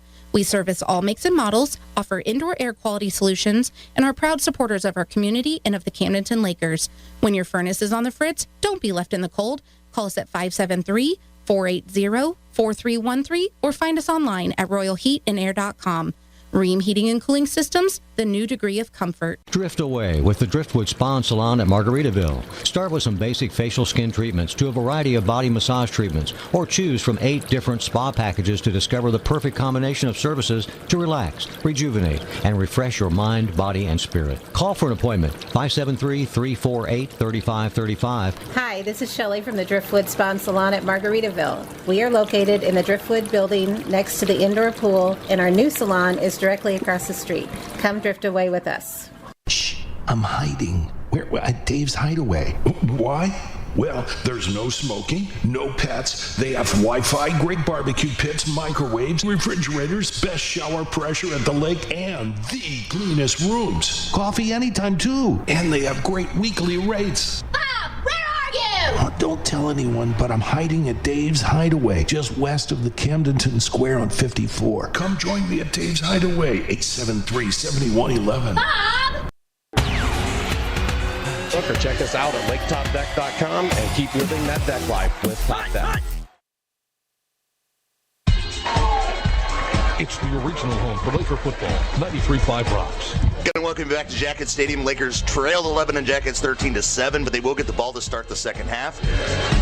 Not a ton of highlights from the first half. Not a lot of fireworks, as it were, even though we're not at the JOD. But not a lot of offensive fireworks either way with such a low-scoring game. But we do have some highlights here, and we're going to head to them here in a second. Silver Carpenter and Drapery, family-owned business located on Highway 54 in Camdenton. 573-346-2208. They are your highlight sponsor. Check out some action from the first half.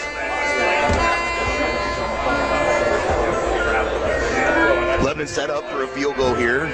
Snap is good, kick is up, and it is good. And the Lebanon Yellow Jackets take a 3-0 lead here with 4 minutes, 48 seconds left in the first quarter. Motion in the backfield, fakes it again, and Ford's going to take it up the middle for a Laker touchdown. Blake Ford. That was a great play. I don't think we've seen that play once this year. Sweet to the outside. Sweet got it. And jump by Shepard. Yes. Shepard beats his block and is able to come up with a big stop there. And the sweep kind of surprises everybody, but it doesn't surprise number 88, Braden Shepard. Motion man. He's going to keep it. He's going to pass for the first time, and he's got a man wide open downfield. And boy, honey, pulls that in for a touchdown as the Lebanon Yellow Jackets take the lead here against the Camdenton Lakers with 7 minutes, 40 seconds left in the half.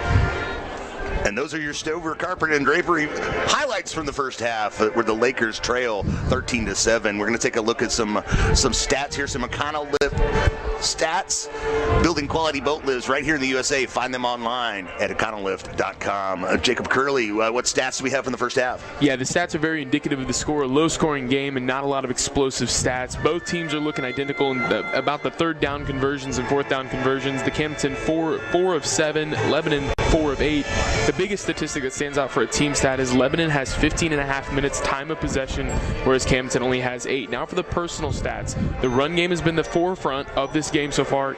Blake Ford has 8 carries for 32 yards with a 4-yard average and a touchdown, whereas Jax Glendenning has already almost eclipsed his season-high total of carries with 21 carries in the first half for 100 yards, but only 4 yards a tote, which is less than half of what his season average has been.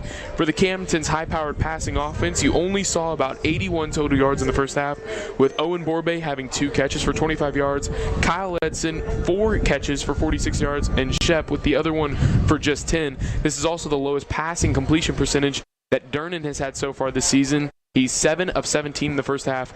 Look for Jax to try to break one off and get back to his season average, and look for Kay to start completing a lot more passes. That's what the second half is looking like. Yeah, great job there, Jacob Curley. Those are your Econo Boat Lifts stats for the evening. Shout out to the coaching staff who sends those our way during the game. That's certainly helpful for all of us. But we're going to welcome back into the Kenny Carroll Excavating broadcast booth, Mr. Jeff Shore. Coach, thoughts on the first half?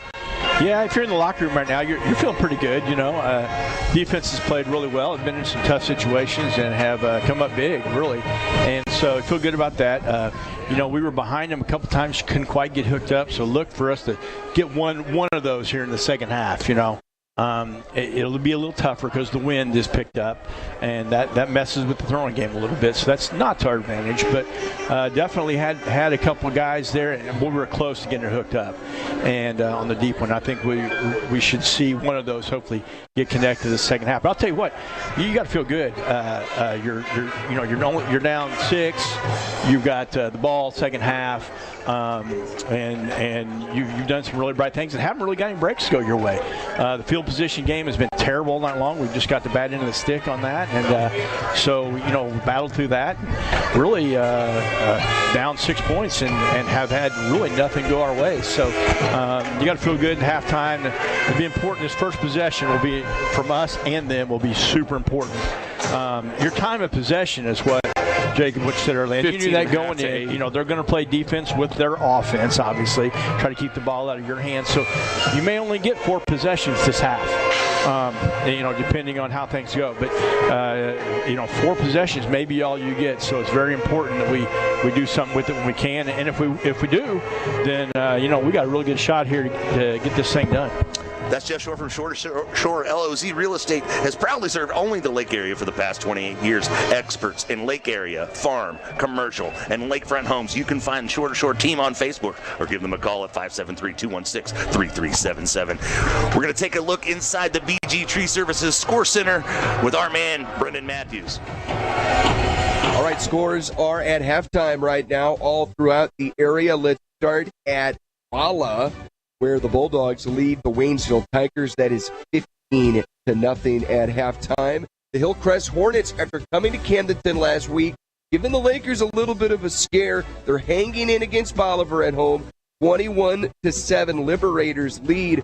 Hornets had a chance inside the red zone as the clock hit 000 at the end of the second quarter. Could not convert a fourth down. They trail by 2 touchdowns. And Kickapoo blanking Glendale right now, 12-0. And Kylan Maven's debut against his old team. It's the Chiefs on top right now, 12-0. Remember, the Lakers will be at Glendale next week. From the BG Tree Service Score Center, I'm Brendan Matthews. Back to the booth we go as we get you a little closer to the third quarter. Thank you, Brendan. Appreciate that from the BG Tree Service Score Center. This is the Heritage Bank of the Ozarks halftime report. We're going to take a quick break. We're going to come back with more with the Lakers trail the Lebanon Yellow Jackets 13-7 in this big Highway 5 rivalry matchup. When you're ready for a remodel, DKB Showroom is the place to start. You'll be amazed at the size and quality of selections we have to start your project. And With decades of design and plumbing expertise, no job is too big or too small for DKB. Call and schedule your appointment today. At DKB Showroom, we do kitchens and baths better. See our beautiful showroom in Osage Beach or visit dkbshowroom.com.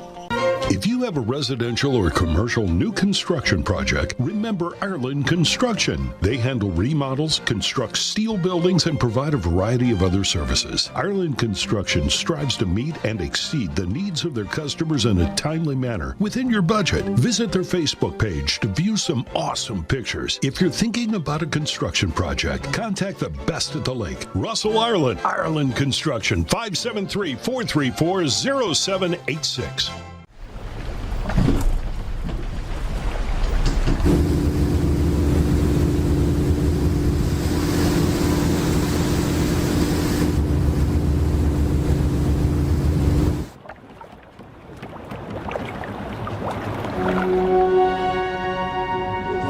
From total joint replacement to the times that matter most, our commitment runs deep.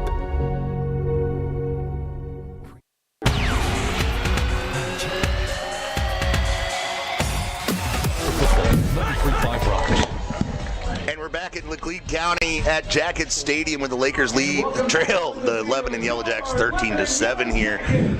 Laker defense did a good job to hold them to a couple field goals to keep that tight. But got Coach Jeff Shore up here, Jacob Curley as well, and Jace Nicholas down on the sidelines.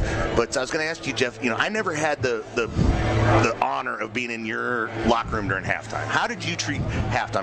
I was in there with your dad for several years and watched, even as a little kid when I was the ball boy or the T-boy, I would come in and listen to halftime. But since I've taken over the broadcast and all through your career, I was always up here doing this during halftime. What was the vibe like in your halftimes? Well, first let me shout out to old Bear Shore. He's up there getting ready. His team at MNU plays Baker University tomorrow, and they're doing MNU's doing real well. It'll probably be for the conference title. So quarterback there, Drew Miller, is a kid from Elias. Okay. So they're going to have a big. They got a little pizza bet. Hopefully the Lakers and Elias meet in the district play. So yeah. So I got ties to Elias I myself. know you do. I know. So the locker room at halftime. There's several different things. Of course, obviously depending on the score of the game, and we were fortunate enough the last 5 years to have some teams that we stayed out and watched the band perform at halftime sometimes, to kind of see what support other people or as that goes. But in a game, tight ball game like this, they're going to go in and kind of coaches will meet first and talk over some things, and then kind of really more than anything get your players huddled together and talk about, okay, what do we like on these routes? Defensively, what are we thinking? Where are we getting hurt? Where are we not? And I'll tell you the big thing, and that's different than when you played, is you can watch video at halftime. I mean, you can watch video on the sidelines. So that's a huge change to football that has evolved over time that we've had over the last probably 8 years now. So to be able to see an actual play and what happens and then go over it at halftime in the locker room, that's a huge advantage. Just see where we're getting hurt or not getting hurt or what's open. So this day and age, you'll sit down with that video and really look at it. And I'll tell you that's those guys, Coach Pitts and the coaches, they do a really good job of that, working with that video, and they're very adept at that. I wasn't probably as good at that. It's kind of something that evolved as I coached. So that's a real advantage they'll have to kind of look at some different things and see where they can look at it and actually see it on film. If you can see yourself on film, boy, it helps make an improvement where you make improvement. The eye in the sky don't lie. That's for sure. I can tell you, I remember one halftime in the state championship game, 1995, down in Plaster at SMS at the time, and didn't have a great first half, right? Lakers are struggling a little bit with Jackson, and when we went into that halftime, there in McDonald Arena in our locker room there on campus there, and I thought your dad was going to come and just tear everybody and yell at everybody, but I came out of that halftime fully convinced we were going to win that ball game, because he says, boys, they just played the best half of their season. We just played the worst half. We just going to correct this, and this, and we'll win this game. And I believed. Hey, my dad was he was the best at halftime adjustment, at the best at getting that across and making the most use of your time. And like you said, very rarely did you see him blow up. It was, hey, let's get some things accomplished.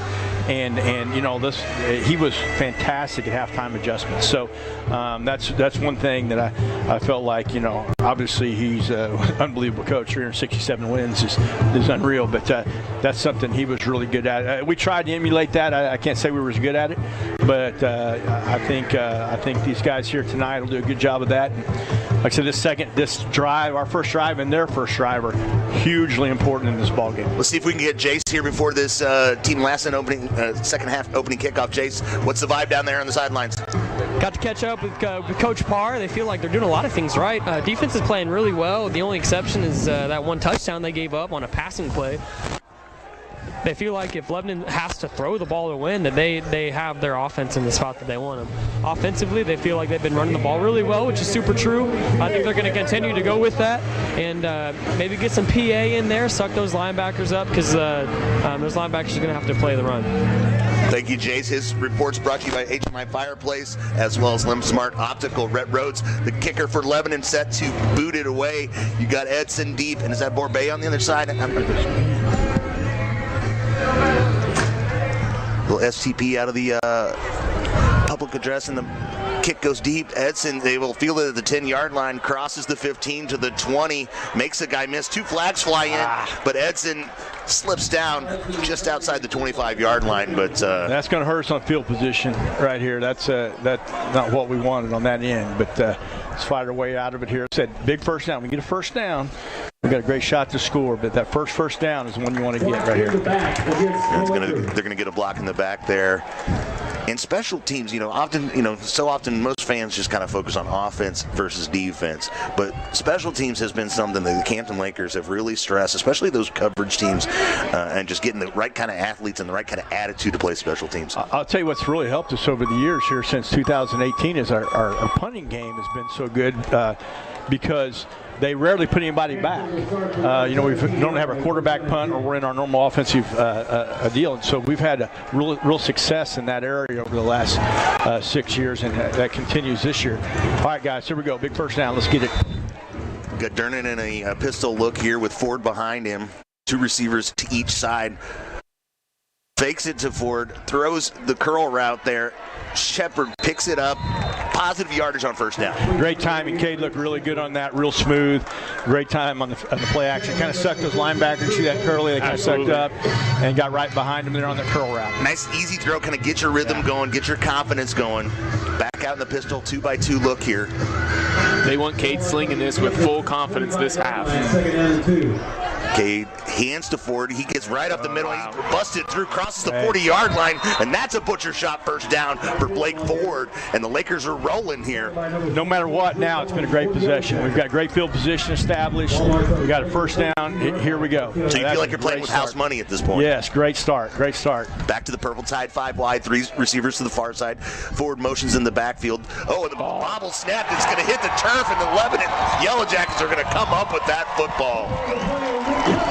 Uncharacteristic bobble of the snap. It's been so clean this year between those guys, but I think there was going to be a fake action all in there all at once, and it just got messed up, and the Lakers make a big turnover there on when you said the possession was already a success, but then that's how quickly things can change. It's all right, got to shake it off. That's part of the ball game. Got to shake it off right here on defense, and they've got a little momentum here. Got to try to grab it back. Cole and Cade are an excellent duo. That center, Cole has been excellent for the Camden Lakers all season long. This is not a knock on him as a player at all. Gavin Smith under center.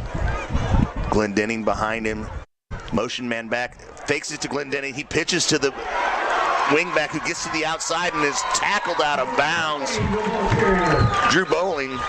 Glendenning slow to get up, limping to the huddle right now. Tell you what I like about that is we met that behind the line of scrimmage and forced them to do something. If they can ride it that thin all night long, then they're pretty good. They will put it on the ground eventually if you keep making them cut it that thin to win it. And like I said, if they don't, then they're a pretty good ball club. But right there, that was a good defensive play, and they made a good one to counter it.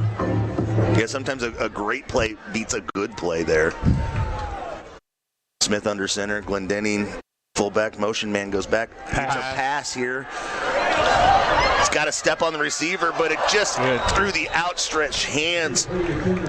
As we talked in pregame, they're going to take 2 or 3 shots a game, and they're going to have somebody running semi-wide open to wide open.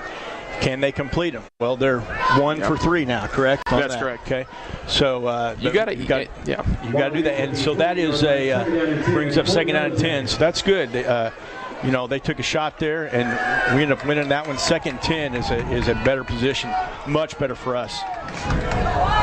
Gavin Smith under center. To Glendenning. Glendenning initially gets positive yardage, but he's able to grabbed on by the Laker defense, brought to the ground there.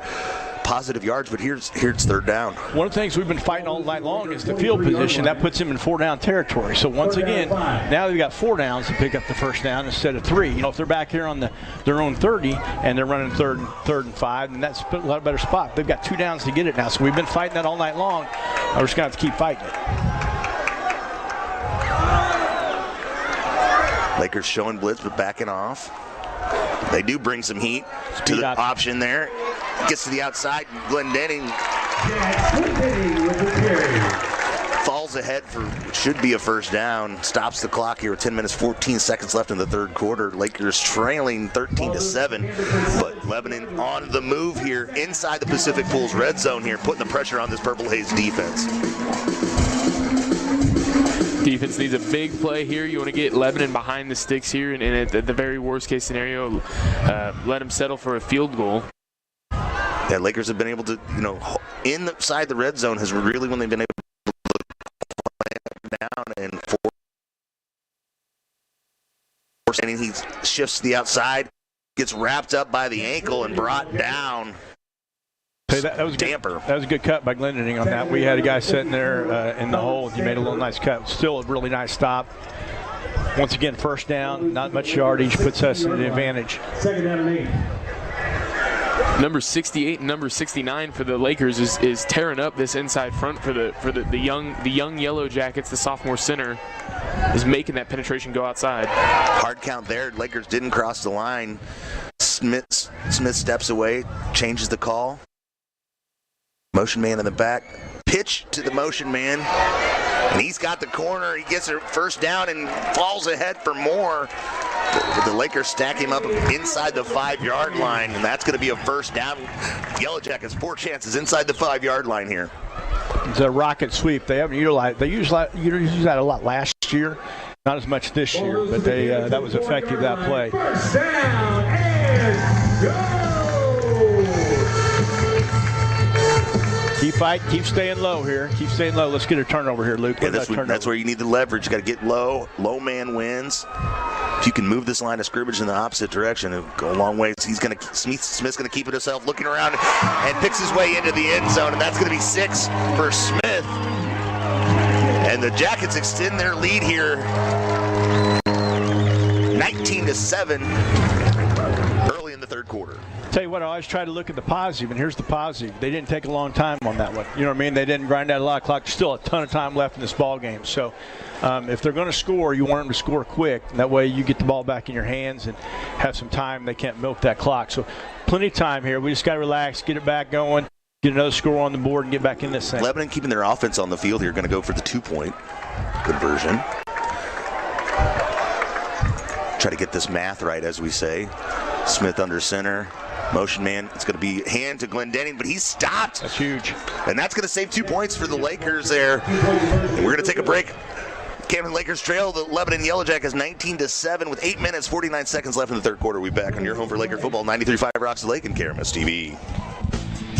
If you have a residential or commercial new construction project, remember Ireland Construction. They handle remodels, construct steel buildings, and provide a variety of other services. Ireland Construction strives to meet and exceed the needs of their customers in a timely manner within your budget. Visit their Facebook page to view some awesome pictures. If you're thinking about a construction project, contact the best at the lake. Russell, Ireland. Ireland Construction, 573-434-0786.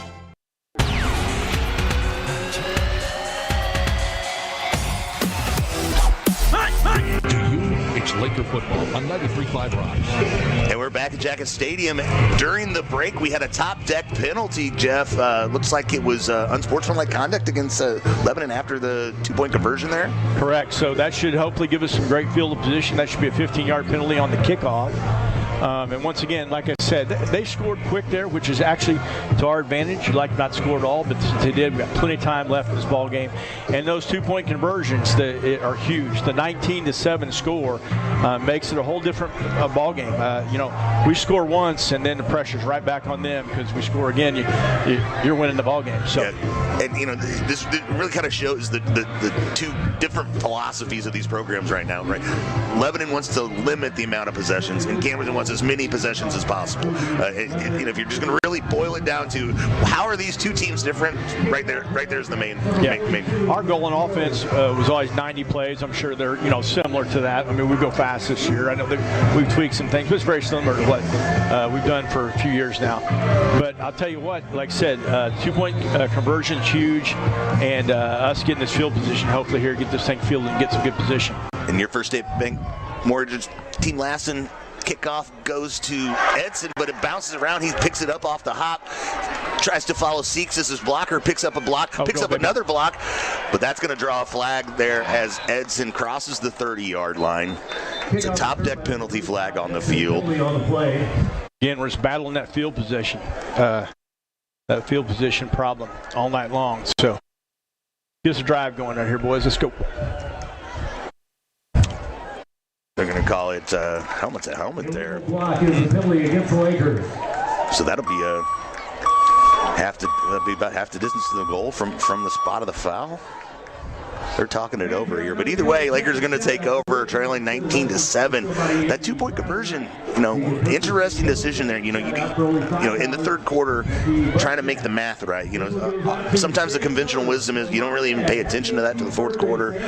But their coach Will Christian trying to chase some points. A lot of times there's a chart they go by on that. I never really went by the chart. Sometimes did, but more on the feel of the game. Which felt like would be the right call on that. So. They did the right thing going for 2 there, and fortunately we got to stop. So once again, got to get a first down, get this ball out of the hole, fight in the field position battle, and get this thing going. Pistol look here with Ford in the backfield. Durnan takes the snap, hands to Ford, who gets good early space there, but then they kind of close the gap in a hurry, but still positive yardage on first down. Curly, do you feel like their D-line's just playing kind of a mosh type situation? Are they just kind of standing up? They're definitely doing the look and read. Yeah, that's what I thought too. I remember our senior year when we played here, and this was only the second year of the Tide, they did very similar looks, and I'm surprised Camdenton has not utilized stops over the middle a little bit more with the defensive line not getting a lot of penetration and two linebackers looking. Play action look, he's going to escape the pocket, get to the outside. Pick up positive yardage on that, so it makes this third and manageable here. I mean, you actually playing in the line. I've never played in the line, so it's hard to get a feel for that. But seeing that's what it kind of looks like for me. They're kind of just hitting and reading. But if you look at Lebanon's defensive line right now, for those of you at home, their outside edge is number 7. He's clearly not a full-time defensive lineman. They're going to pull their DBs. They're going to pull their linebackers up to play the defensive line against Camdenton. And usually Camdenton has a lot of good looks with the run plays on their first and second downs like we have so far tonight against that kind of front. Borbet in motion there on the hard count. Goes back to the original setup. Lakers at a pistol look. Ford behind Durnan. Going to give it to Ford, who breaks one tackle, breaks the second tackle. That's a first down. But he gets forward progress, crosses that 25-yard line, which should give the Lakers a fresh set of downs here. Great job by Ford giving him a dead leg on that. They had him tackle for a loss. Ford fought through it and just determined to get it. That was a huge first down. First down keeps that drive alive and also keeps this Lebanon defense on the field. Purple Tide 5 wide. Durnan's looking across the middle of the field, finds his receiver, picks up enough for the first down. Shepard comes up with another catch there, enough for the first down. Butcher shot first down. Yeah, Lebanon sent pressure over here on this right side, and Nathan Reep, the right guard, read that perfectly. I mean, he came off the block with the tackle to assist it and gave Cade that extra second to rifle that in there. This is excellent offensive line play. Pistol look here, 2 receivers to each side. Fakes it to Ford, looks downfield, passes, hits it down the middle, and is tackled as he tries to make the catch. That ball dangerously floating in the air as it gets away from Edson, but fortunately falls harmlessly to the turf and brings up 2nd and 10. Now that wind, I swear that wind is picked back up again. I feel like when the Lakers are on offense, the wind is crazy, and when Lebanon's out there, there's nothing. 2nd down and 10. Pistol look again, Durnan talking things over with Ford in the backfield. Pitch to Ford to the outside. He gets around the edge, gets around the corner, avoids a tackler there, but then is quickly brought down to the ground. Almost an Anna Marie Hopkins smarter move, his little side cut there. Anna Marie Hopkins, powered by Ozark Really. Call Anna Marie at 573-544-3587. She can prove there's a smarter move. Purple Tide 5 wide. Durnan takes the snap, looking downfield. Plenty of time by his Hoggies. Gets it to Edson across midfield, who breaks another tackle, and that is an Anna Marie smarter move of the game. Passing the ball to number 3 for a first down. The Lakers are in business here. That curl route's been good to us. Out curl combination. 71, so called in the old days, and that just a great job there. Tell you what, Cade is throwing some rockets in there on that curl route, guys. That's a good ball. He really stuck that one out, too. The offensive line gave him a second. I think Cade might have got touched there at the end, but he really stuck that out and rifled that ball in there. Ford takes the handoff up the middle, breaks a tackle, breaks another tackle, and the Lakers are moving here. All of a sudden, trailing 19-7 with 6 minutes left in the third quarter. Lakers, Purple Tide 5 wide on the roll now. Guys, you just feel like we're right here on the brink. You know what? All night long, we're right here on the brink of really getting this thing going our way. We're so close. 3 receivers near side. Shepard in motion. Oh, that's Durnan in motion. Durnan's going to pass. He's got yeah, baby. Wide open. That's it. Carson Durnan to Kyle Edson for 6. Wow. Look out, baby. Little razzle-dazzle there. Woo! Jeff Shore's fired up. I'm fired up. The Lakers are fired up. 13-19. The Lakers creeping back into this ball game with 5 minutes, 39 seconds left in the third quarter. You know where else we saw that play? Kickapoo. Oh, did we see that play at Kickapoo? Hey, great play call right there by Nolting. I'll tell you what, Diesel, great job, kid. It was a great play call, and of course, Carson Durnan is a fantastic quarterback in his own right. Now he's quarterbacking between his legs to his brother. And DeMott kicks it through the uprights, and the Lakers coming back in this ballgame. Stick around, folks. This game is about to get interesting on your home for Laker football. 93.5 Rocks the Lake and KRMS TV. Being a successful Laker athlete takes hard work, discipline, and teamwork, much like our work here at Polylift Boat Lifts. If you envision your team being the best, you will be the best. The effort you put into building your team and working together as one unit always pays off. And remember, Lakers, who's got it better than us? Congratulations to all the Laker athletes from all of us at Polylift Boat Lifts.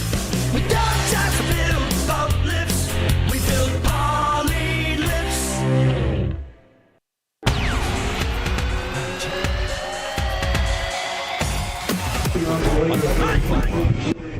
Getting ready for these First State Bank Mortgage Team Lassen kickoff.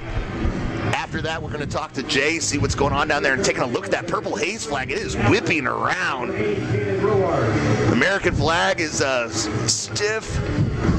And Willard DeMott getting ready to kick this ball away. The Lakers cut it to a 5-point deficit here. Little fun play there. Oh, hey, great call right there. Perfect time. When you have an athlete like a Durnan, any of the Durnans, you know they can do almost anything, right? You can use them in so many different ways. Such a great weapon, and just such a great timing on that play right there. And to get it hooked up, especially in this wind, guys, that's tough to throw in the wind, especially if you haven't thrown a pass all night long.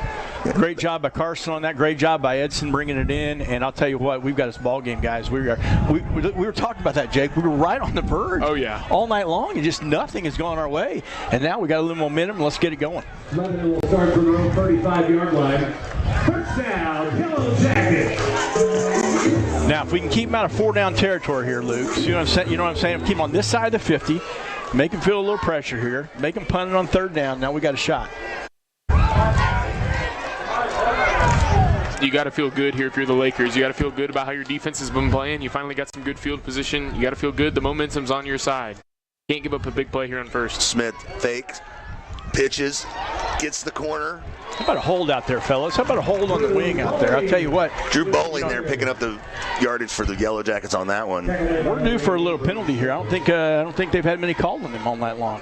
It's time here for a holding call on them. I feel like they're getting a little on the wing out there, holding just a little bit. So, of course, that's my viewpoint from the purple side. Of course. Lakers with linebackers near the line of scrimmage. They're going to send some heat. Hand it to Glendenning, enough for the first down. That's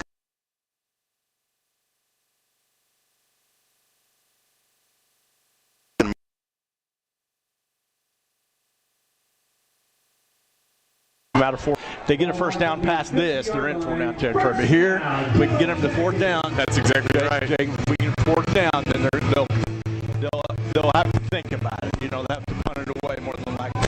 Jace got some news down there from the sideline. Defense. That's tough action there. But inside handoff there to Glendenning. It's able. Jace, we know who's going to be taking his place there. Younger brother Willard and number 41 Cedar Wall. They've been balling all year, so you got two really good players that come in and fill his role, but it certainly hurts to not have your guy. But man, it hurts not having your senior linebacker out there. It's like Landon Moore's out there as well, filling in outside linebacker. Yeah, spot. Stanford's going to get a lot more time too. Stanford's kind of been their home run hitter on 3rd down. They're going to try to get him involved more in the game. Collins had some big plays this year. Yep. Hands to Glendenning, but the Lakers stop him right about the 45-yard line. Okay, here we go now. This is a big one right here. If we can get him back to what you said earlier, Jeff, about that holding call on the outside. I cannot tell the viewers at home and listeners at home how many times I've heard you run onto this field here at Lebanon calling for that exact penalty. They do it every year, it seems like. You do notice they're running that play to their own sideline. That's exactly right. That's exactly right. Away from Coach Pitts. Smith under center. Fakes to Glendenning, keeps it himself, and the Lakers bottle him up. Making Lebanon make a decision here, because if they don't make it, it gives us great field position. We score, we're ahead of the ball game. So we'll see what they do right here. Smith's over here talking to his coaching staff, seemingly sending Smith back out there offensively. So this is a decision by Coach. They've had great luck with their option all night long. Okay, but we've made them cut it thin. So we'll see. Come on, boys. Smith under center, motion man, backfield, pitching. That's all. Rocket sweep. Yeah. Stop. 2 yards short. Purple Haze rising up right there. Great Haze. Shepard gets to the outside and absolutely destroys that. Now we got a late flag coming in from near the Lakers sideline. No, it's going to be after the change of possession. It could be just a sideline warning here. Hope so. Yeah. Lakers a little fired up. The coaches, some of the players, maybe the coaching staff got a little fired up, came out on the field. But all of a sudden, the Lakers in business here, trailing the Yellow Jackets by 5 points here. This is a huge possession. Huge. Yeah, like I said earlier, the longer the ball game goes, the more I think what we do takes over. So here we go, guys. Here we go. Let's go. We really want to see Camdenton minimize mental errors on this drive. We just can't give them anything, and that's exactly what we've done all game. Durnan fakes. Gets the ball out to his brother. He makes a move there near the 50-yard line, avoids the tackler.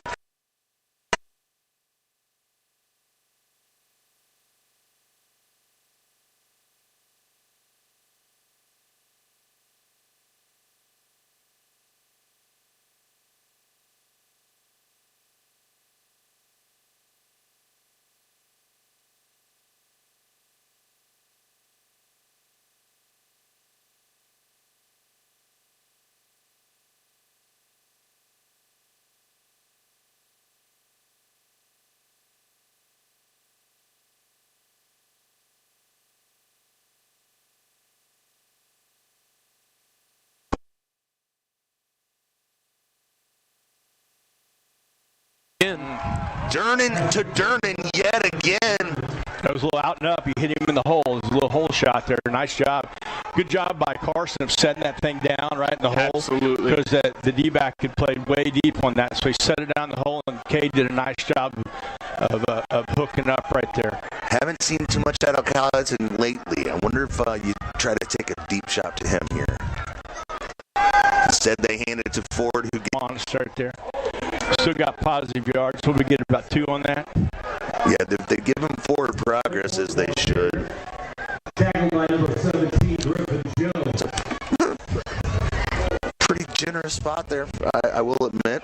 Well, maybe not as generous as I thought. All right, big play here. Need a big 4-down territory. Just need a chunk right here, Luke. We need a chunk. Purple side 5 wide. Durnan has got a flag behind the play here.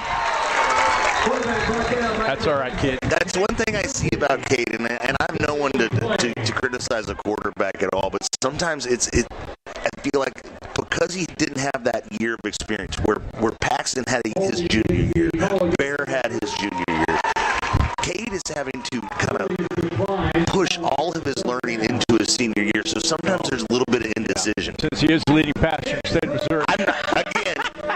I'm just kidding you, Luke. Again. The thing about Cade is that he's a gamer. That dude's a gamer, man. I'll tell you what, a little quarterback draw thrown in here sometime here if we get close. It's worth noting there's a corner change on Kyle Epson. Epson, number 3, Abe Allen for Lebanon is now covering him, and he's only 5'8", whereas Kyle's a roll-out pass, 2. maybe? It's an in motion.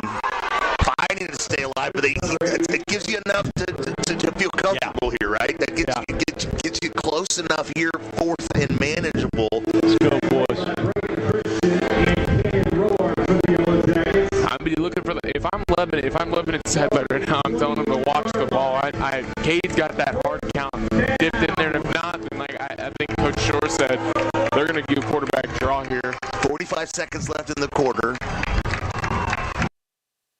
And takes the snap, surveys downfield, pump fakes, doesn't like what he sees. Then he sees got him wide open. Get in there, kid. Get it. Touchdown. Kyle Edson. Edson for 6, and the Lakers take the lead here at Jackson Stadium. I can see the fireworks over Bob Shore Stadium, buddy. I can hear him. I can hear him. We had no breaks, anything else, and I'll tell you what, right here, kids have played great. Well, what are you saying about a great job there, hanging in there, great find. I love it. I love it. If I told you Durnan to Durnan twice, would you think it was 2 different Durnans? Or Durnan to Edson twice? Offense on the field here, Durnan in the pistol look, fakes to Ford, and had an open man, but not. Take a break here on your home for Laker football, 93.5 Rocks Lake and KRMS TV.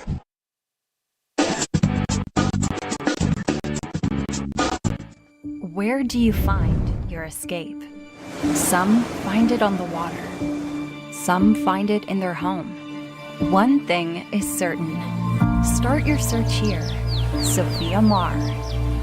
Amber Elliott.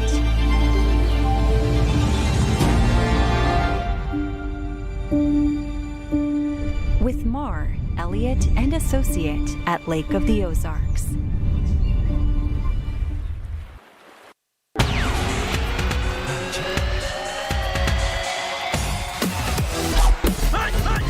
It's the original home for Laker football, 93.5 Rocks. Gonna send it down to Jace Nicholas. HMI Fireplace. Blitzmar Optical reports to the sideline. Jace, what do you see down? The defensive side of the ball, they feel like they can make another stop and go score again. And that's Team Lassen kickoff. It kind of holds up in the air. The up man picks it up at the 20. Good. The coverage kind of converges on him, crosses the 30-yard line, not quite to the 33. Where Lebanon will take over 1st and 10 with 23 seconds left in the third quarter. Plenty of football left here, boys. Here, Lebanon's played basically penalty-free football here. They're due for one or a turnover or something. They've played close to a perfect ball game here. It's hard to play a perfect ball game. Especially against the Lakers. Lakers, right? Yes, right. Because the Lakers are going to force, And now the pressure's on them. So let's hope something goes our way right here. And I think they've already pulled a few rabbits out of their hat with the passing game, right? Trying to ride There's another one.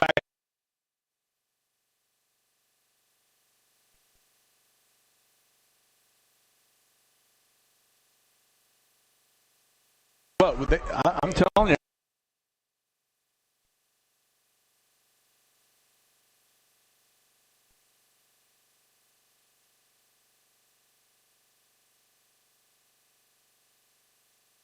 We're going to take a break here. It's a tight ball game, folks. 2019, Lakers lead. Heading our way into the fourth quarter.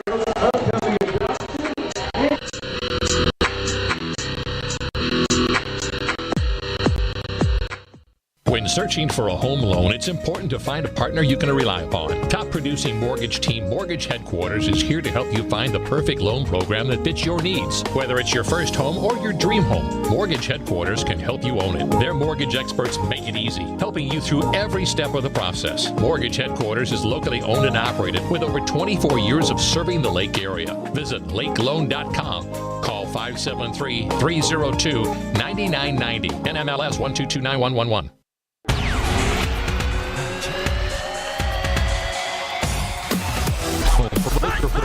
93.5 Rocks. Welcome back to Jack.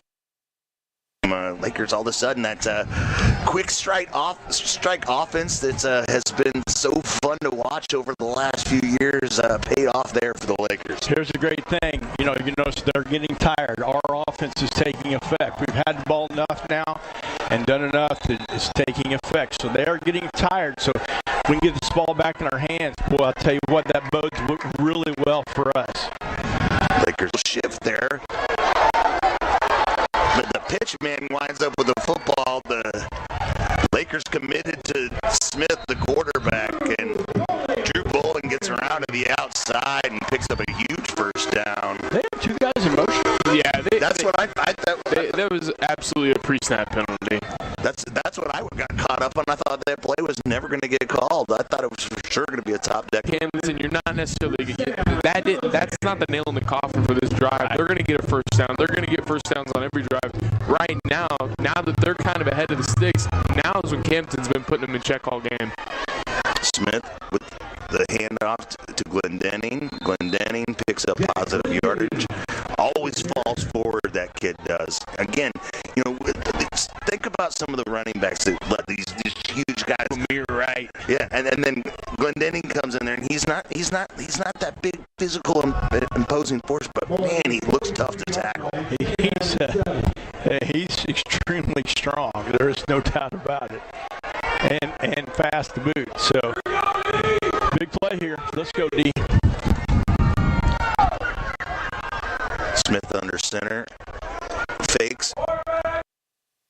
Tell you what, Luke, that is well played defense. They tackled the dive back, they hit the quarterback, and they're for the pitch. And I'm telling you, they are due for a turnover here, guys. They have played absolutely error-free ball, and we've made them go to the third option many times. That's great defense right there. And how about the game Carson Durnan is putting in? Absolutely. Defensively, offensively, he's thrown a touchdowns. Big one. Come on. Hands to Glendenning, and the Lakers stuff it right there at the 40-yard line. Great job. Going to bring up fourth down. All right, guys. Hey, we get Caden Bowen coming in making that play. Stop right here. Get the ball back on the 40-yard line or so. Luke, last week, Muff came in when a Joshua Valdez went down on third down. Camdenton's happy with how these second string, like these guys that are coming in making key plays. A lot of depth on this Laker team, both sides of the football. Smith doesn't like what he sees there, comes and gets the call from the sideline. Play clock's under 7 seconds here. He's disagreeing with Coach Christensen. Pass, play action. Come on, kid. Wow. Worst part is we Jackets take the lead here. Worst part is we got one of our guys down. I'm not sure who that is. That was Durnan. Durnan jumped up, made the play. The Lebanon receiver just somehow came down with that ball and scored a touchdown. But we got a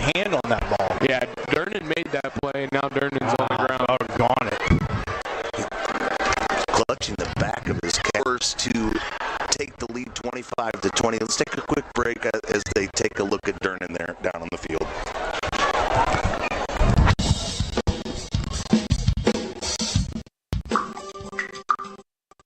Your roof's becoming a problem. Call Ellerman Roofing. You'll deal with the owner personally.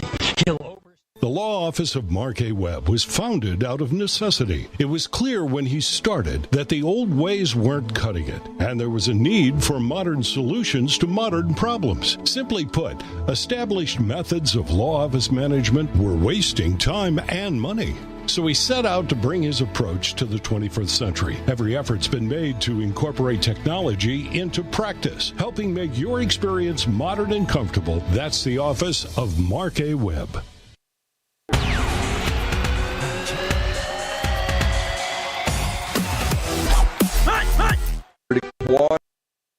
29-7, Liberators in a good spot, and Rolla looks like they're going to take down Waynesville. That game ready to wrap, 21-7, Rolla on top. From the BG Tree Service Score Center, I'm Brendan Matthews. Guys, back to you. Thank you, Brendan. And Durnan is getting help off the field after that play. Obviously the touchdown, he was a nominee certainly for the Golden Pork Chop tonight. Well, hopefully it's just a hyperextension, something that obviously we don't keep him out or keep him out over an extended period. I tell you what, here comes a big one. There's 2-point conversion here. If they don't get this, then this is a big play in the ball game right here. We were there, made the play. The kid just comes up with a great lucky catch. Absolutely. We just talked about how deep Camdenton is too, so time to put our money where our mouth is. That is for sure. So Lebanon lines up for the 2-point conversion, looking to extend their 5-point lead here. Smith was looking to throw, but we got a flag before. A top deck penalty is going to go against Camdenton. So that'll be half the distance, so that'll make this 2-point conversion that much. Well, there's some things to think about here with Carson out. Now, who's your next receiver in? Probably Mellencamp, I'm guessing, to the slot. Get some more reps. And then it also, got to remember Carson's our deep snapper for the extra points. So and has been for 2 years. Yes, since the beginning of time. So here's the deal. Those things we got to think about on the sidelines right now, which I know they will be. Smith, a little confusion as he comes up under center. He's got a motion man, takes it himself, and just kind of picks his way through. And that's going to be 2 for the Yellow Jackets and makes it a 7-point lead for them. You're listening to Camden Lakers football on 93.5 Rocks, powered by the Motor Hut in Camdenton. Visit themotorhut.com. Putt into the Motor Hut in Camdenton or call 573-346-6110. Let's send it down to Jace and see, just kind of a big change of events there, kind of all at once, and see if Jace has any insight on what's going on down there.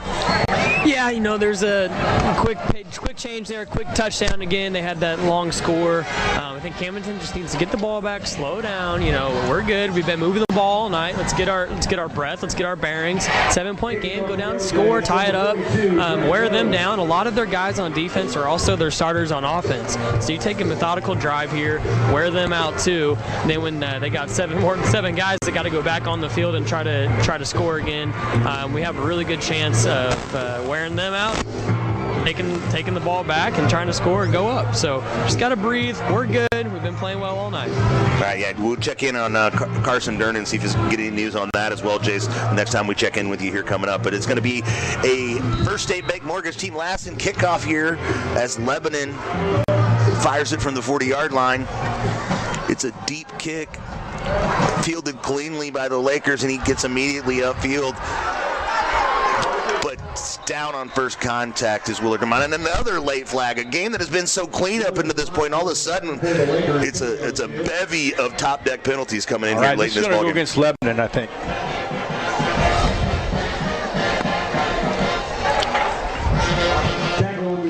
Nope. That's Cole again, number 70. That's going to be the second up man. He was the one who got called on the last one, the center for Cole Lane for Camdenton.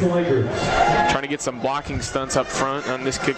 So far tonight, there's 3 penalties so far in the Camdenton's kickoff return, and has not gone their way once. So 9 minutes, 43 seconds left in this ball game. The Lakers trail by 7 points. Both teams have found success offensively. Both teams have found success defensively. It's been a back-and-forth kind of game here, and it's Lakers' turn to maybe kind of grab back some of this momentum. Edson in motion here. Snaps to Durnin. A little skip in his step there. He escapes to the outside. Gets rid of it down the field to Borbet, who gets out of bounds, but enough for the first down. Yeah, great first play there. Great first play of the drive. Keep them going. I said they're tired. The more first downs we can get, the tired they're going to be. And we got a shot here to get back ahead in this ball game for sure, and plenty of time left. Lebanon's not honoring any of Camdenton's motions or flips. They're staying in their shell defense, and I think Camdenton's going to draw up some zone coverage beaters here for sure. Ford takes it from his backfield position for positive yardage, but again, kind of keeping them honest there, but Lebanon able to basically create a pile of humanity near the line of scrimmage. But even so, Ford's able to pick up a couple yards positive there. So that curl out combination has been a great one for us all night long. So now that Mellencamp's in there, does it change? Did it change what you want to do? Well, no, Mellencamp is a fantastic receiver. So he's there's 5 yards. Yes. Ford motions in the backfield. Cade gives a hard count, and Lebanon comes across the line of scrimmage, which gives the Lakers 5 free yards there and makes this second and. And Will Christensen did not hesitate to pull him out after that penalty again. All right, what do we got here, guys? Said that curl out combo's been a good one all that long. Maybe run the ball here. Your first down looks like we're going to go empty, but maybe bring Ford into the backfield. Got Edson and Borbet on the far side. You got Mellencamp and Shepard here. He looks towards Borbet, who catches that curl route. That'll be Edson. Oh, it was Edson. It was Edson. For another first down, though. Either way, yeah, first down. And then got the official talking things over here. Nope, they're going to say it's a first down. Clock stops with 8 minutes, 45 seconds left in the game. We should get one more possession at least in this ball game. So it kind of depends on if we can hold them, if we can score. Looking for 2 more possessions. This one and 1 more.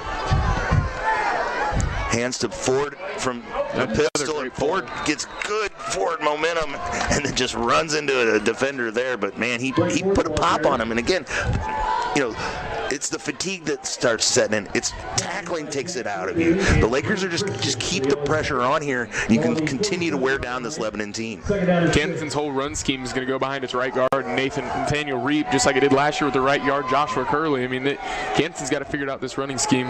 Bringing pressure. Durning looking deep. Oh, that's interference. Call it. Yep, the flag is down. Is it a flag? Yeah, the flag is. You get a flag, Curly? I was afraid. I think that's one of those pink flags that maybe just came off of him. But yeah, Edson had him there, and it just kind of bounced up and popped up. That's one of those plays that Edson liked to make there. I don't think he knew where the ball was when he broke out of that route. One reason you didn't know because he got shoved. That's right. Shoved before the ball got there. You're listening to the Camdenton Laker Football 93.5 Rocks, powered by the Motor Hut in Camdenton. There's that curl route. Good. Oh, Durnin to Shepard for a first down inside Lebanon territory. 7 minutes, 55 seconds here. And that first down allows the Lakers to look to the sideline, collect their thoughts a little bit because the clock stops while they set the chains. Cade is throwing that curl really, really nice all night long. The receiver settled in the hole really Pistol well. look with Ford in the backfield. Fakes it to Ford, looks downfield, pumps. Sees Edson down the sidelines, and he comes up with a huge catch inside the 10-yard line. Durnin to Edson. Quarterback draw right here, Diesel. Quarterback draw, baby. Let's go. All of a sudden, Lakers putting that pressure on. 7 minutes, 39 seconds left. Lakers trailing by 7. We told you at home that they switched cornerbacks on Kyle Edson. They put a significantly shorter corner on it. It was only a matter of time before Camdenton took a shot at the jump ball with Edson. Pistol look. Ford in the backfield. They hand it to Ford. He gets over the right side. There it is. And he's in the end zone for a touchdown. Great answer. What an answer by those Hoggies up front. And the Lakers have an opportunity to tie this ball game. as it stands now, 26-27, the Lakers sending out their field goal unit. But as you mentioned, Jeff, what happens here? Who is the deep snapper? I don't know, but that was great. 20. Jacob Curley, that's a great spot. 23? Spot in that shorter corner out there. You spotted early in the third. That's a good spot there, kid. Apparently the coaches saw it too. Yeah. I can't tell who's snapping the ball right now. If it's 23, it's Remington Stamper. Remy can do it, man. He's a good snapper. Stamper in the turf. Little fire call there. He pitches it to DeMott. And Lebanon's going to be able to come up with a big stop there. And it's a 1-point ball game as we go to break here with the Camdenton Lakers in a battle. 93.5 Rocks the Lake. Out here, things become clear. We learn a bit more about ourselves and discover that the deepest bonds start at the surface. We might not know where the day will take us, but we can always trust Yamaha to put us in the center of everything we love about the water. Visit Surdak Yamaha at Lake of the Ozarks, 50 years strong.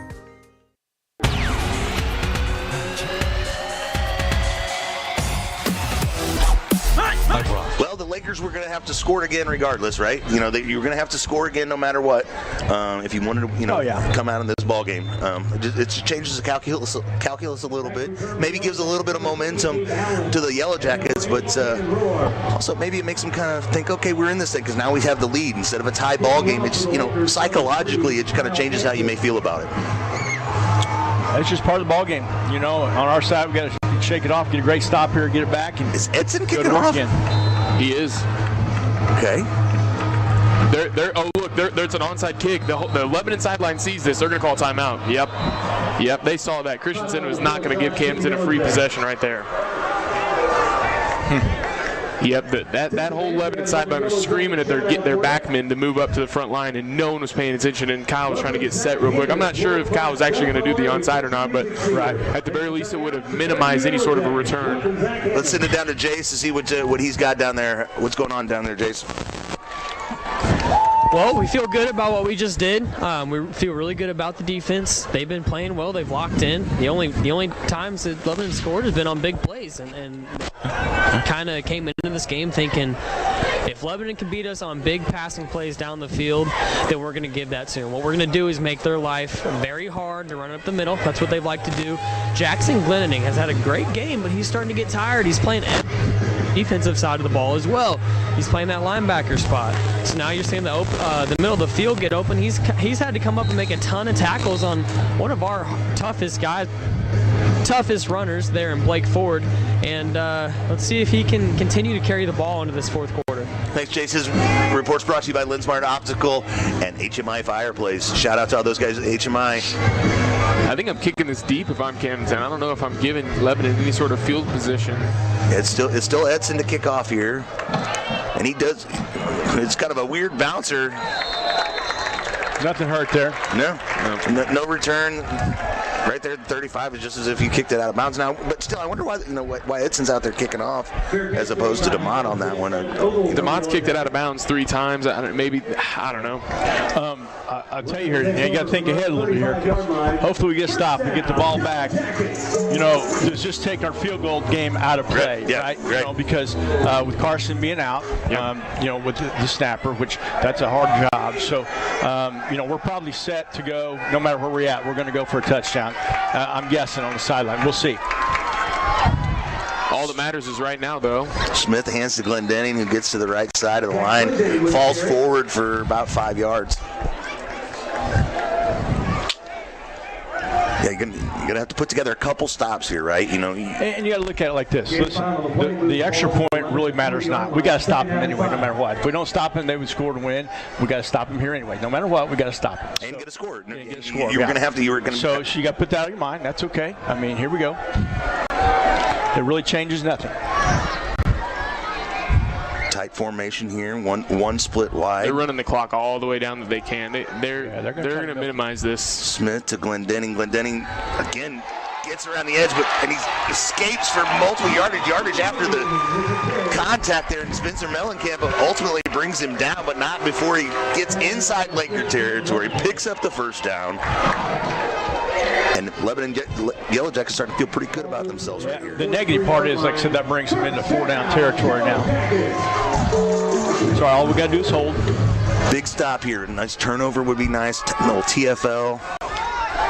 Lakers jump, did not cross the line of scrimmage on that. They were trying the hard count, trying to pick up an easy 5. Smith under center. Takes the snap, hands to Glendenning. Glendenning. They're going to feed Glendenning the rock until Camdenton stops it right now. They're going to try to bleed the clock. They're going to try to put the game in the hands of their offense right now. Play defense with their offense because their defense is extremely tired. So they feel like if we get the ball back, they're going to have a hard time stopping us, barring a big mistake by us. But so they're going to try to milk the clock, like you said, Jacob, and they're going to try to really bring it down and shorten this game.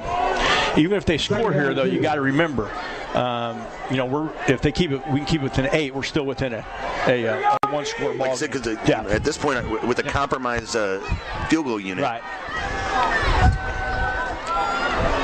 Glendenning that time, Lakers get underneath, get the low man technique, get underneath that Lebanon line, and stop that one short. There's your leverage, Luke. Brings up 3rd down. That was from your Lake Ozark Water and Sewer football lab earlier in the game. We talked about leverage, and it's coming importantly here tonight. You figure we're going to get the ball back one more time, you hope. And so in that case, we're going to one more crack at it no matter what, probably with enough time left. Smith looking to run it himself, calls his own number, gets around the outside. I hate to say this, but if they score, I hope they score quick. Right, yeah. Because here's the thing, you don't want them getting down here and basically taking a knee and into the ball game. At some point in time, from the defensive standpoint, you almost say, okay, let them score, because or just go all out, send everybody, and be like, take a chance, and then if they do, we get the ball back. If not, you don't want them getting down here and milking this thing all the way down to 30 seconds and taking a knee, and you never get a chance to touch the ball. Yeah, they're winning right now. Lebanon does not need to score to win this game. So they could literally take a knee here at some point in time in this ball game. So at some point in time, you got to think that from the defensive perspective is you got to gamble, like you said, Luke. Glendenning again. 6 more yards. Yeah, but if it's a slow death here, right? Yeah, I can't. I mean, you could get to the point here where they could literally. I don't think they could quite do that, but they could literally take a knee and end the ball game here at some point in time. 4 minutes, 27 seconds, and the clock is ticking. Yeah. So, you got to get to that point, like we said on defense. You got to gamble and go for it, and if they score, they score. If not, maybe you get a big one and a turnover and use your timeouts and get the ball back. Right. Camden looking to do something here, though. Gavin Smith under center, looking for the signals. Ready for the snap. Low stance there. He pulls it, calls his own number, gets to the outside, and he's slung to the ground. Here's the good and the bad. A late flag comes in. Is that going to go against the Lakers? That was a fair tackle. There's no way that was on the tackle. He wrapped up and holding against Lebanon is what I'm hoping for. It just came in so late. Sideline warning. No, personal foul. Lakers. Must have happened something after the play there. I don't know if he, have they a little extra roll. Are you keeping track? Have they had one penalty all that long? They've had one. They had a false start, and they had a couple encroachments, obviously, on defense. But it's amazing. It's absolutely amazing. They can play a whole game and never hold one time. Yeah. That's amazing to me. Yeah, it's good coaching, right? I think, like Coach Shore pointed out, they're running to their sideline. They're making sure that Camden, they're minimizing their exposure for sure. This is coaching me. But listen, here's the deal. Actually, that's not a bad deal because you're first and goal, okay? Otherwise, they get another first down and run another minute and a half off the clock. So now we've come down to it here. This is where they either got to score or we hold them here, and they can't run the clock completely out. So that, honestly, that penalty, frankly, and it's only half the distance. So it really didn't being that's only half the distance to the goal, that really did not hurt us that bad. Does that make sense? Right, yeah. So now it comes down to the shot where we've got to either hold them or we don't hold them. And either way is fine, to be honest with you. You got to believe that Lebanon's going to go for it on 4th down, too. Oh, yeah, not it's going going to be 4 downs. goal. Yeah. So they're going to get 4 tries. I just didn't want them to get another 2 downs and pick up another first down. Correct, and then run another minute and a half off. Clock is winding here with 3 minutes, 36 seconds left in the ball game. 12 on the play clock. They're going to use pretty much all that. They went a little earlier. I thought, give it to Glendenning up the middle, and he scores. Doesn't hurt. Now here's the play, though. Here's the big one right here. Can we get a stop and make this a 7-point game? Or well, their question, are they going to kick it? And it looks like they're going to kick it, which is to our advantage, honestly. Yeah, it is. It is. They can go for the win right now. Yeah.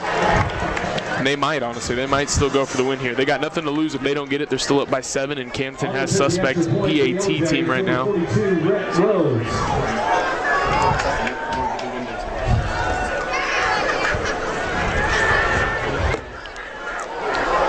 Tough snap there, but he's able to handle it and kick that one through. And that's another late flag coming in here. We're going to keep it here. Top deck penalty. See what the penalty is before we go to break. Here's the problem. If that's a roughing and they decide to take it, they may try to line up and go for 2 and put them up 9. Does that make sense? Yeah. How in the world did they get that kick? That was a great job by that kid getting that kick off. That was unbelievable. No, it is going sign.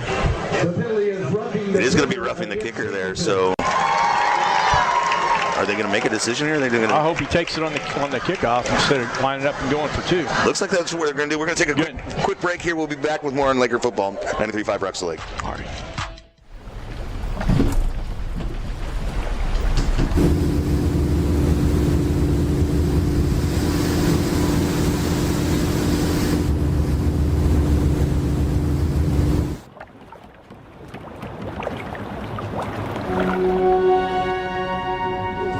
From total joint replacement to the times that matter most, our commitment runs deep.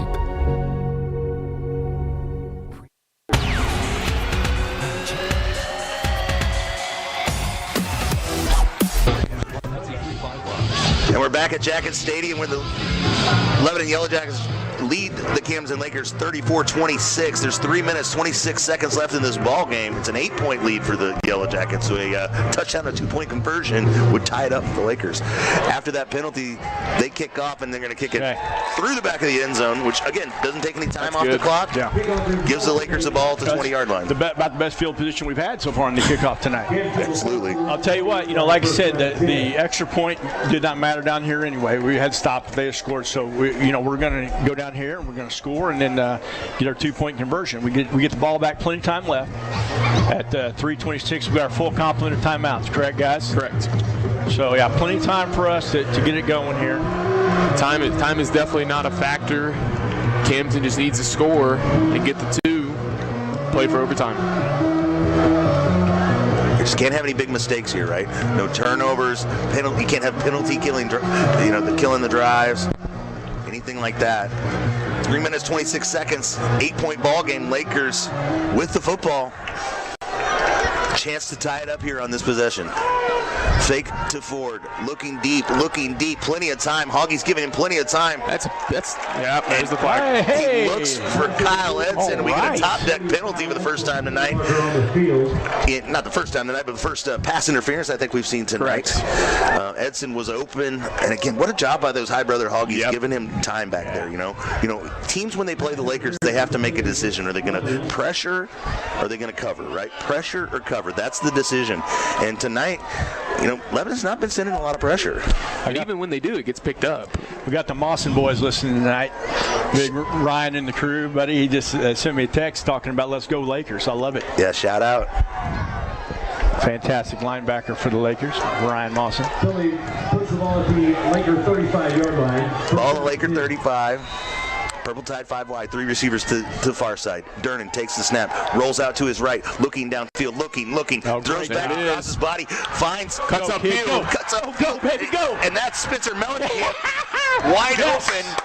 gets it inside the 30, okay. Takes a tackle, complaining to the ref about the way he was tackled. But you got to just get back over the line here. We got 3 minutes, 7 seconds left in the clock. Great play by Carson Durner on that. Great job rolling out. Absolutely. Great call there, get away from that pressure. Great job throwing back across his body, kind of like Mahomes like. And I'll tell you what, like I said, Mellencamp did a good job coming in there. Cade hands it to Ford. Ford's picking his way through, getting behind Hilton there, and Hilton picking up a good block downfield.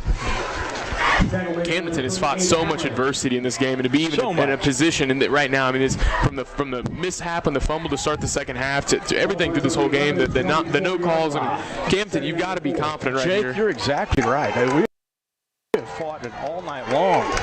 Credit to our kids, man. Way to go, Lakers. Cade takes it, surveys the field, gets some pressure, splits two of them, but can't avoid the third. It's all right. And he's brought down for a sack behind the line of scrimmage, behind the chains here. And the clock's going to tick down.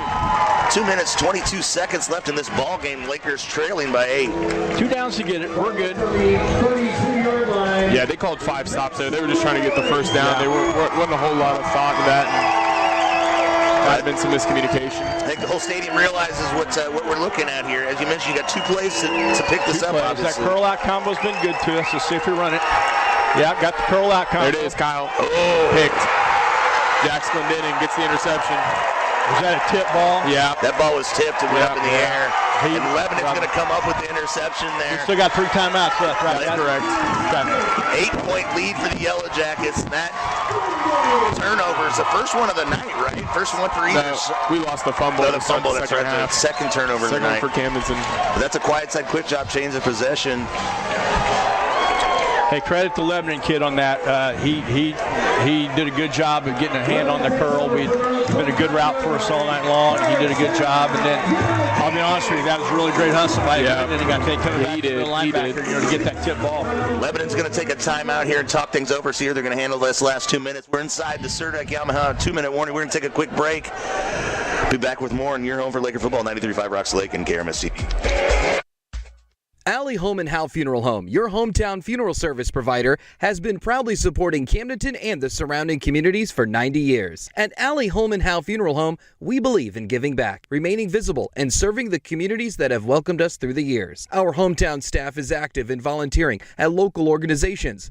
Brett Edson and the staff at Allie Home and Howe Funeral Home are proud supporters of Camdenton Laker athletics, and we wish all of our student athletes the best of luck in the upcoming season. 1, 2, 3, Lakers!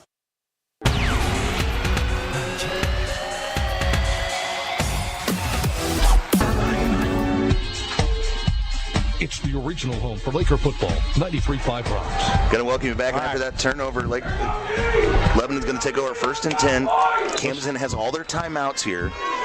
Let's talk time after this play, Luke, Jacob. Let's talk time. Smith under center. Takes it, hands it to Glendening. Glendening up the middle, and Lakers have come up with a big stop there. Oh, no, he keeps his feet. Probably worse than anything that made that play last a while, but Cam's going to take a timeout here. Your average football play lasts about 7 seconds, okay? So if we can get 2 more stops here, that puts us down to 41, about 36, about 30, 29. So them punting with about 1:29 left. If we can get the full stoppage. Use our timeouts effectively. Yeah, use timeouts. If they pick up a first down, the ball game is effectively over. So, being that, like I said, average football play takes about 7 seconds. So you're looking at a couple more plays, 14 seconds to get the ball back in that mid-120s to 119 range. And considering a punt, that's plenty of time for us. It all starts right here, though. But if we don't get a stop, it's first down virtually ends the game. I will say this, no matter how this thing turns out, I think, hopefully we understand going forward. We didn't particularly, our kids played extremely hard, well-coached ball game, but we didn't get any breaks tonight. But we are a very good ball club that could challenge for anything we want to challenge for, obviously. So, and 3 defensive starters not being in the game right now is also correct. huge momentum changer. We fought every odd we can tonight, so I think that's a positive moving forward. But let's get a stop here. Let's go. Smith comes up to the line. Camdenton is daring Lebanon to throw the ball right here. Yeah, every Laker near the line of scrimmage and showing blitz coming from all directions. He's going to take a look at the sideline and be like, Coach, what do I do here? He might have just sent 11 guys on that play with the hard snap. You ready? Here we go. Quarterback keeps it himself, gets to the outside, and that's going to be a game. first down. And more crosses bounds, into Laker territory. Gets out of bounds. Spencer Mellencamp drags him down out of bounds, which will stop the clock. Saves 2 of our timeouts. With 1 minute 41 seconds left in the game. We still have a little bit of life. Could get the ball back with about a minute if we play this right. Yeah, the fact that he went out of bounds there, stopping the clock. Yeah, probably about 45 seconds legitimately if we can get it stopped here. Now they're 4 down. They'll probably go for it no matter what. They got to stop 4 down. That's right. That's correct. But that's all right. I mean, I'd firm do that. We have good field position. Let's just. We're still alive. We want them to put the ball on the turf right here. Him going out of bounds right there was left us a little bit of life still.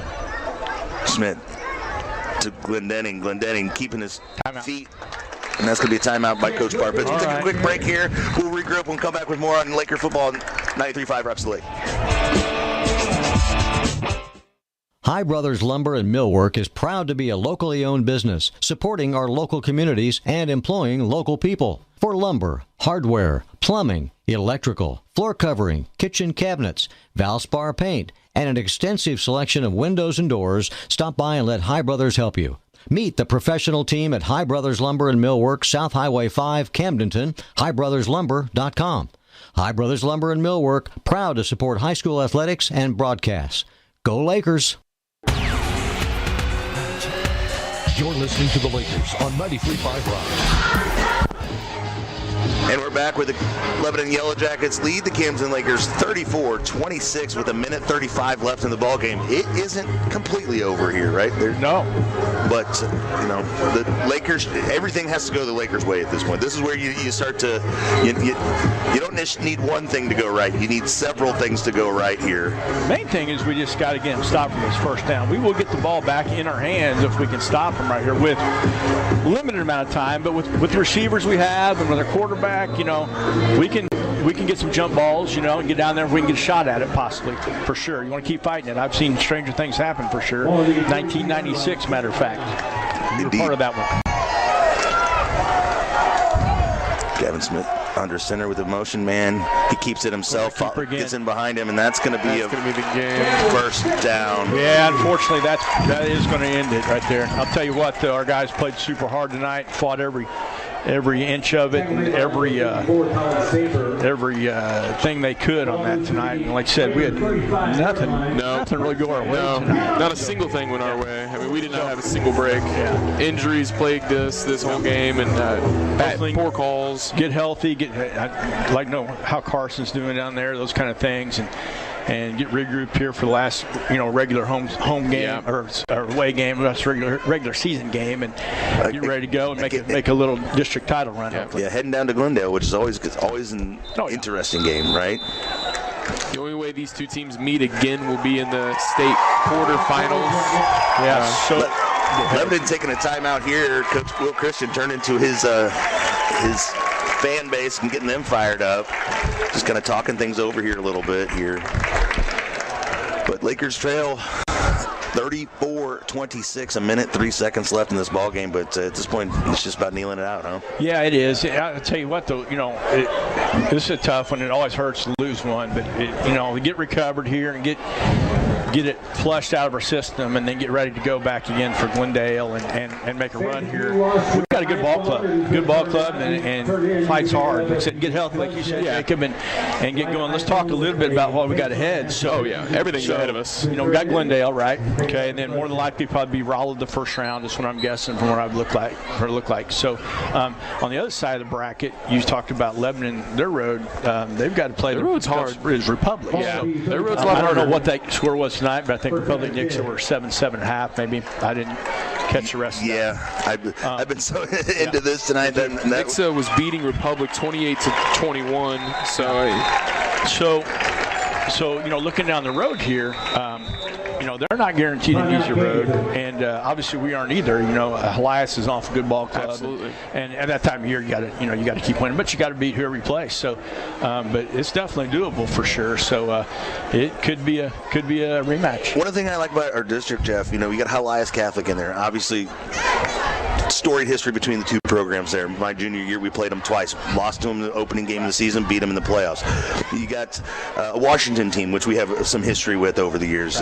J.W. Sweat breaks Rod Brownell's all-time leading rushing record down there.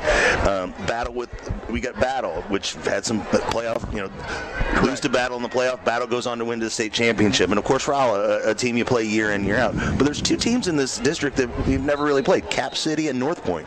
Two brand new, relatively new schools in Missouri, relatively new programs in Missouri. And Lakers have a chance to play a team they've never played before in the playoffs. And that's just a cool deal. You don't get to see that every day. Absolutely. I just got some news here from Dusty Miller that Nixa won by 3 on a walk-off field goal. Oh, wow. So, obviously, that's on that end of the side. But to your point, Luke, what I love about the district this year is playing teams that we don't see. Absolutely. No one ever likes to play a team twice. I mean, you want to play some new people, especially with what we do on offense, those kind of things. If you haven't seen us, it's harder to prepare. So, I think that gives us an advantage going and playing schools we haven't seen. And it's more exciting, too, when you play. I think you'll attest to that. Oh, yeah. Your junior and senior year we played. Jake, we played teams that we hadn't seen. We played Elias, we played St. Francis Borgia, we played Washington, you played Pacific, you played all these crazy teams. And you got to beat up. And Gavin Smith kneels it down again. And that will do it here from Lebanon. The Camdenton Lakers lose to the Lebanon Yellow Jackets 34-26. We're going to take a break here. We're going to come back for our... And we have a final for the Yellow Jackets.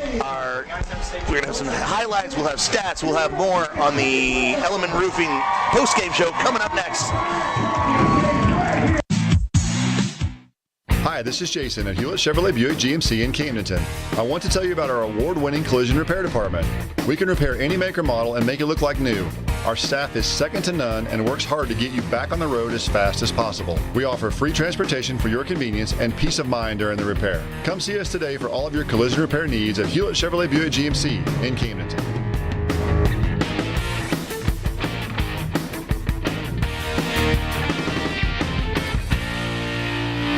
At Jennings Insurance Group, we specialize in retirement solutions and employee benefits. We use insurance as a tool to positively impact the lives of those we serve. Our goal is to provide you with the best possible coverage and the knowledge to use it. Your team at Jennings provides a holistic approach to retirement solutions using tools to help with comprehensive will and trust documentation, assistance in funding trust, medical directives, and powers of attorney. We work with many companies, but we work for our clients. Health insurance strategies are a big part of financial planning. It is one of the 5 financial risks that we address.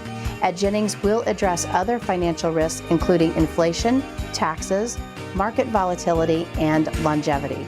Call or visit Jennings Insurance Group online today and learn more about how we can help you protect what matters most.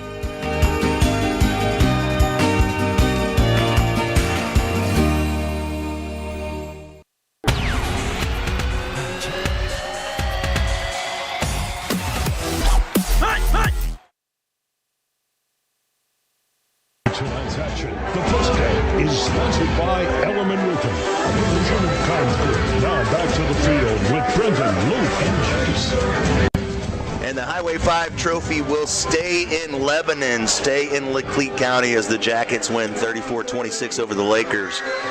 Won't create a whole lot of movement in the district rankings for the Lakers here. They're pretty solidly stuck in that second position.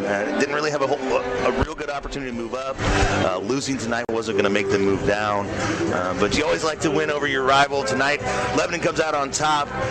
But it was a hard-fought ball game between both teams. Both teams, obviously exerted a lot of effort on both sides of the football. It wasn't a blowout either direction. I felt like, a couple plays here, a couple plays there.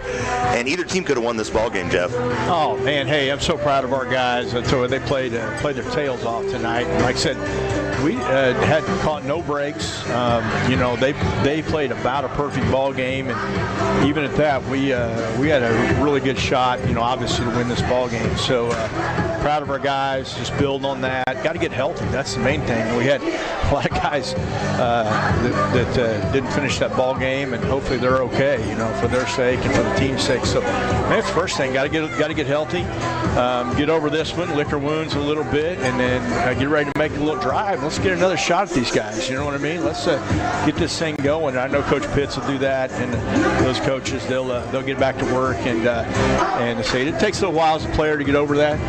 It takes a weekend. About Tuesday or Wednesday, you'll start seeing the sun shining again. And go. So the main thing is being able to shake it off and get ready to go for Glendale. These post-game huddles, these speeches you give to the team afterwards, as a coach, do you kind of have something in mind you want to talk about, or are you just kind of speaking from the heart once you get there? Yeah, I never did. I never had anything like that. I never could. I just had to do be whoever I was on it, So I same with Coach Pitts. Those guys. Great thing about our staff and our kids are they are Lakers through and through. So they'll come back battling. Super proud of the way our guys played tonight, man. They battled hard, and like I said, I'll say it again. Did not get any breaks tonight. Had a chance to win this thing, and had some unfortunate events happen. So keep it up. Great ball game. Really great ball game, and a lot of season left here if we can get healthy and keep our spirits up. Going to keep our eye down there, see if Jace is going to get Coach Parr Pitts here or not. Because if not, we're going to go to Jacob Curley. Jacob, let's take a look at those stats, and if Jace winds up grabbing Pitts, we'll take a break from that. And absolutely, yeah. Carson had an absolute bounce back half. I mean, a passing touchdown, and he led the team in tackles, even though with a fourth quarter extra. His brother also had an amazing second half. He finished the game 19 of 32 with 277, meaning he threw for 200 yards in the second half. Most notably, Blake Ford had 19 carries for 95 rushing yards and 2 touchdowns. The opposite side, Jax Glendinning, who we repeatedly said had not had more than 20 to 22 carries a game. He was averaging only 15 carries a game. We repeatedly said that if Camdenton can get him into the 30s and 40s carry range, that's exactly what Camdenton did. 37 attempts for number 36, Jax Glendinning, took it for $180 and a touchdown. But the positive is that Camdenton kept it to under 5 yards an attempt, which was an absolute season low. The receiving end, Kyle Edson had 9 catches for 156 yards and 2 touchdowns. Braden Shepard had 5 for 53. Owen Borbe 3 for 39, and Carson 2 for 25. That's most of the stats. Head back to you, Luke. Yeah, thank you for those Econolift stats there. Building quality boat lifts right here in the USA. Find them online at econolift.com.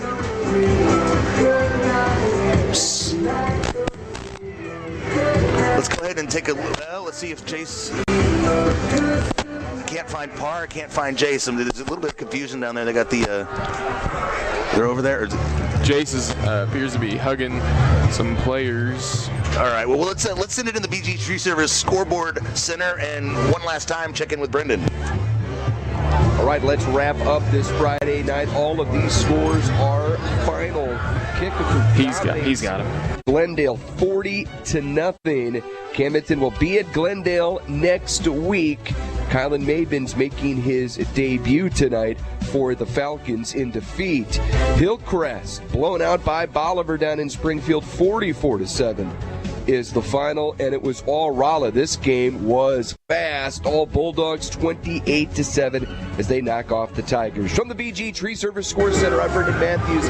Fellas, back to you in the booth. Send it right down to Jason, Coach Parr Pitts. Coach, you win or you learn, and I think tonight was a really good learning opportunity. The guys played well. A couple weird things happened.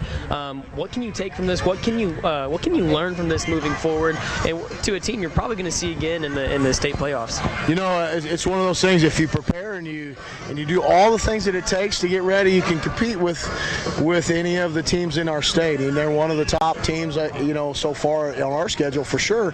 But we know they're one of the top teams left in our our rankings. So we know we can compete, and we know we can play better than we did tonight. Our defense played as hard as they could, and I was so proud of them. Our offense did the same thing, but we just have to do just enough better, and recover from injuries and those kind of things. So it's a tough loss, but I'm proud as heck of our guys. Yeah, absolutely. You said it. They're one of the best teams in the state. They have been all year, putting up great scores, and they played an almost perfect ball game tonight. And we had a couple weird turnovers, and they were only able to beat us by one possession.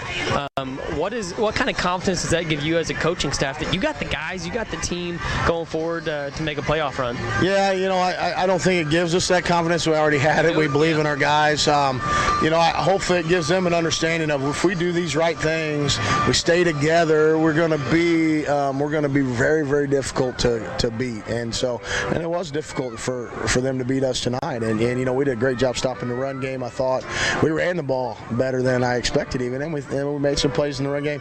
Great sweet pass. It took all of us tonight. Yeah, it took all of us, took a lot of hard hits, and we have some guys get banged up. We had some really good leaders get banged up.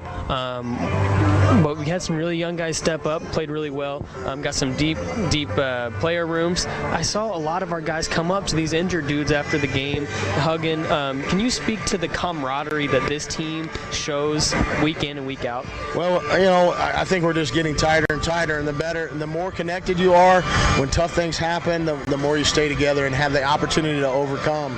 And so that's what we talked about that in January whenever I was fortunate enough to be called the head coach. And that's really the best organizations stay together because they're connected on a deeper level other than winning and losing.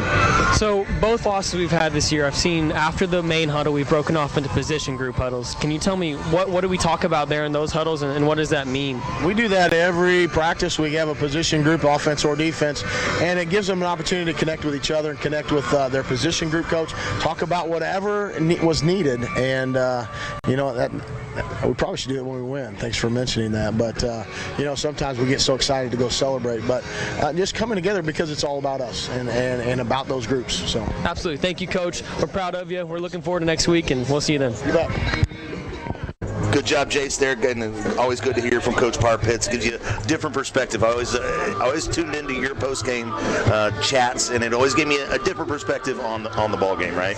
Oh, yeah. And listen, we got fine men leading our fine young men, so we're in great hands, Like I said, they'll get them ready to go, and our kids will stick together, as Lakers. I mean, that's just what we do, and they'll come back swinging. So proud of our guys tonight, man. It's a fun game to watch. A couple times it looked like, that could really get away from us, and then we just kept coming, So, and give them credit, give Lebanon credit, man. They made some great plays. Absolutely. Jack's Littering was fantastic. Known that family a long time. As advertised. Congratulations to his sister. She's getting married tomorrow. But I'll tell you, probably the best play that Jack's made all night long was on the interception. Without doubt. Being as tired as he was, a lot of times the ball's gone, but he was hustling back to make tackle, and their kid got a hand on it, and he comes up with the tip ball. So give them credit. Tip your cap to them. They played a really, really great game, and tip cap to our guys. We played really hard and had a great game plan, and like I said, did not have things really go our way, and played a really good ball game. So you never, you don't want to lose it, dang it. But it's we're gonna flush it and move on. We're gonna take one more break here. We're gonna come back on the Element Roofing Division of Chi-Score post-game show. We have highlights, and we're gonna give out some hardware to that Golden Pork Shop. I think I have an idea who that might be, but we're gonna discuss it here in the break. We'll be back with more on your home for Laker football, 93.5 Rocks the Lake. When you're ready for a remodel, DKB Showroom is the place to start. You'll be amazed at the size and quality of selections we have to start your project. And with decades of design and plumbing expertise, no job is too big or too small for DKB. Call and schedule your appointment today. At DKB Showroom, we do kitchens and baths better. See our beautiful showroom in Osage Beach or visit dkbshowroom.com. Hi, this is Katie with Royal Heating and Air. Missouri weather can be unforgiving on your heating and cooling system. That's why Royal Heating and Air offers a variety of Rheem heating and cooling systems and free estimates. We service all makes and models, offer indoor air quality solutions, and are proud supporters of our community and of the Camdenton Lakers. When your furnace is on the fritz, don't be left in the cold. Call us at 480-4313, or find us online at royalheatandair.com. Ream Heating and Cooling Systems, the new degree of comfort. Drift away with the Driftwood Spa and Salon at Margaritaville. Start with some basic facial skin treatments to a variety of body massage treatments, or choose from 8 different spa packages to discover the perfect combination of services to relax, rejuvenate, and refresh your mind, body, and spirit. Call for an appointment, 573-348-3535. Hi, this is Shelley from the Driftwood Spa and Salon at Margaritaville. We are located in the Driftwood building next to the indoor pool, and our new salon is directly across the street. Come drift away with us.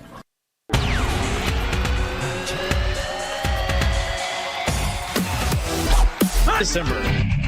We bleed purple. Do you? It's Laker football on 93.5 Rock. And we're back with the Camdenton Lakers lose to the Lebanon Yellow Jackets 34-26. Take a listen to the boat lift. Nope, those are the steps. It's going to be the Stover Carpenter Drapery highlights here from the ballgame. Set up for a field goal here.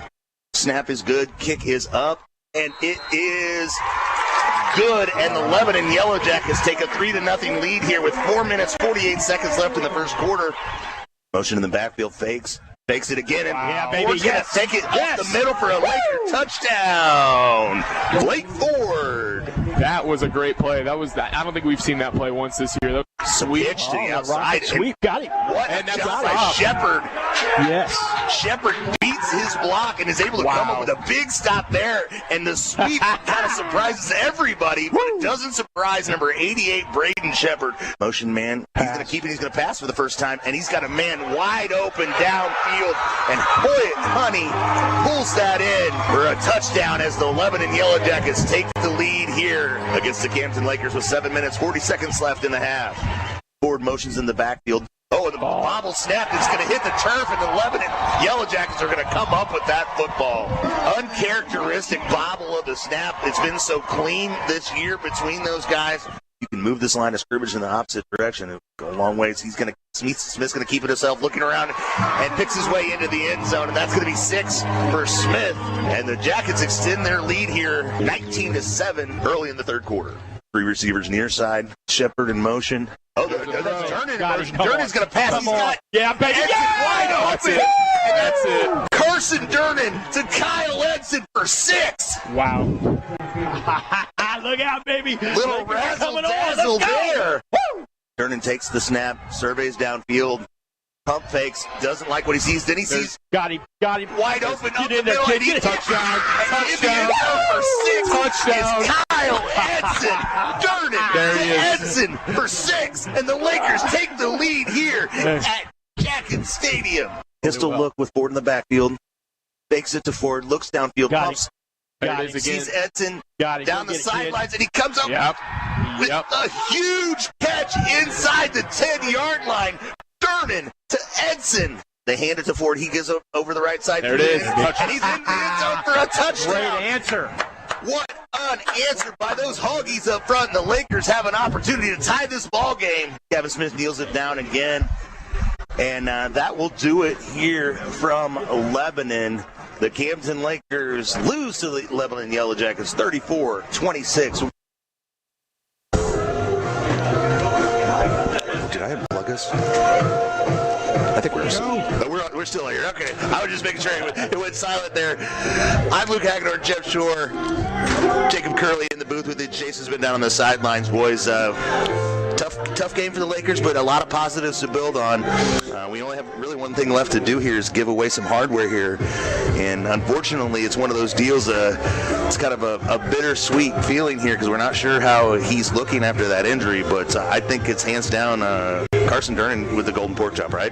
Oh, yeah, without a doubt. I mean, was 1 for 1 for passing, had a 31-yard touchdown pass, had 2 crucial catches for 30 yards, and then not to mention was the defensive anvil for this Laker team. Came up in the box and made every single play over and over again for 3 quarters. So well deserved, and what a gamer he is, So hopefully that's just a little hyperextension of the knee, we hope, and hopefully he's back rolling here in a week or so.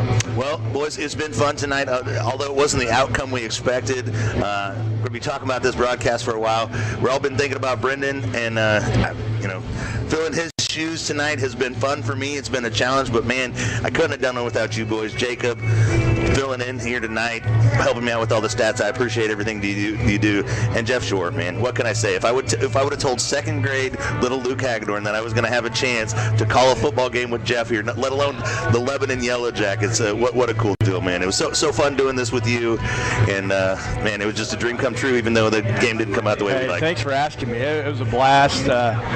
Love those Lakers, so a lot of fun to watch. Thank you. Yeah, and you can catch Jeff at Shore. LOC Real Estate has proudly served only the Lake area for the past 28 years. Experts in Lake area, farm, commercial, and lakefront homes. You can find the Shore to Shore team on Facebook. Give them a call, 573-216-3377. For Jeff Shore, for CJ and Matt, Mike Anthony, Glenn, Pat, all the people who made this happen, Jacob Curley, Jeff Shore, Jace Nicholas, I'm Luke Hagedorn. This has been Laker Football on your home for Laker Sports, 93.5 Rocks Lake and KRMS TV.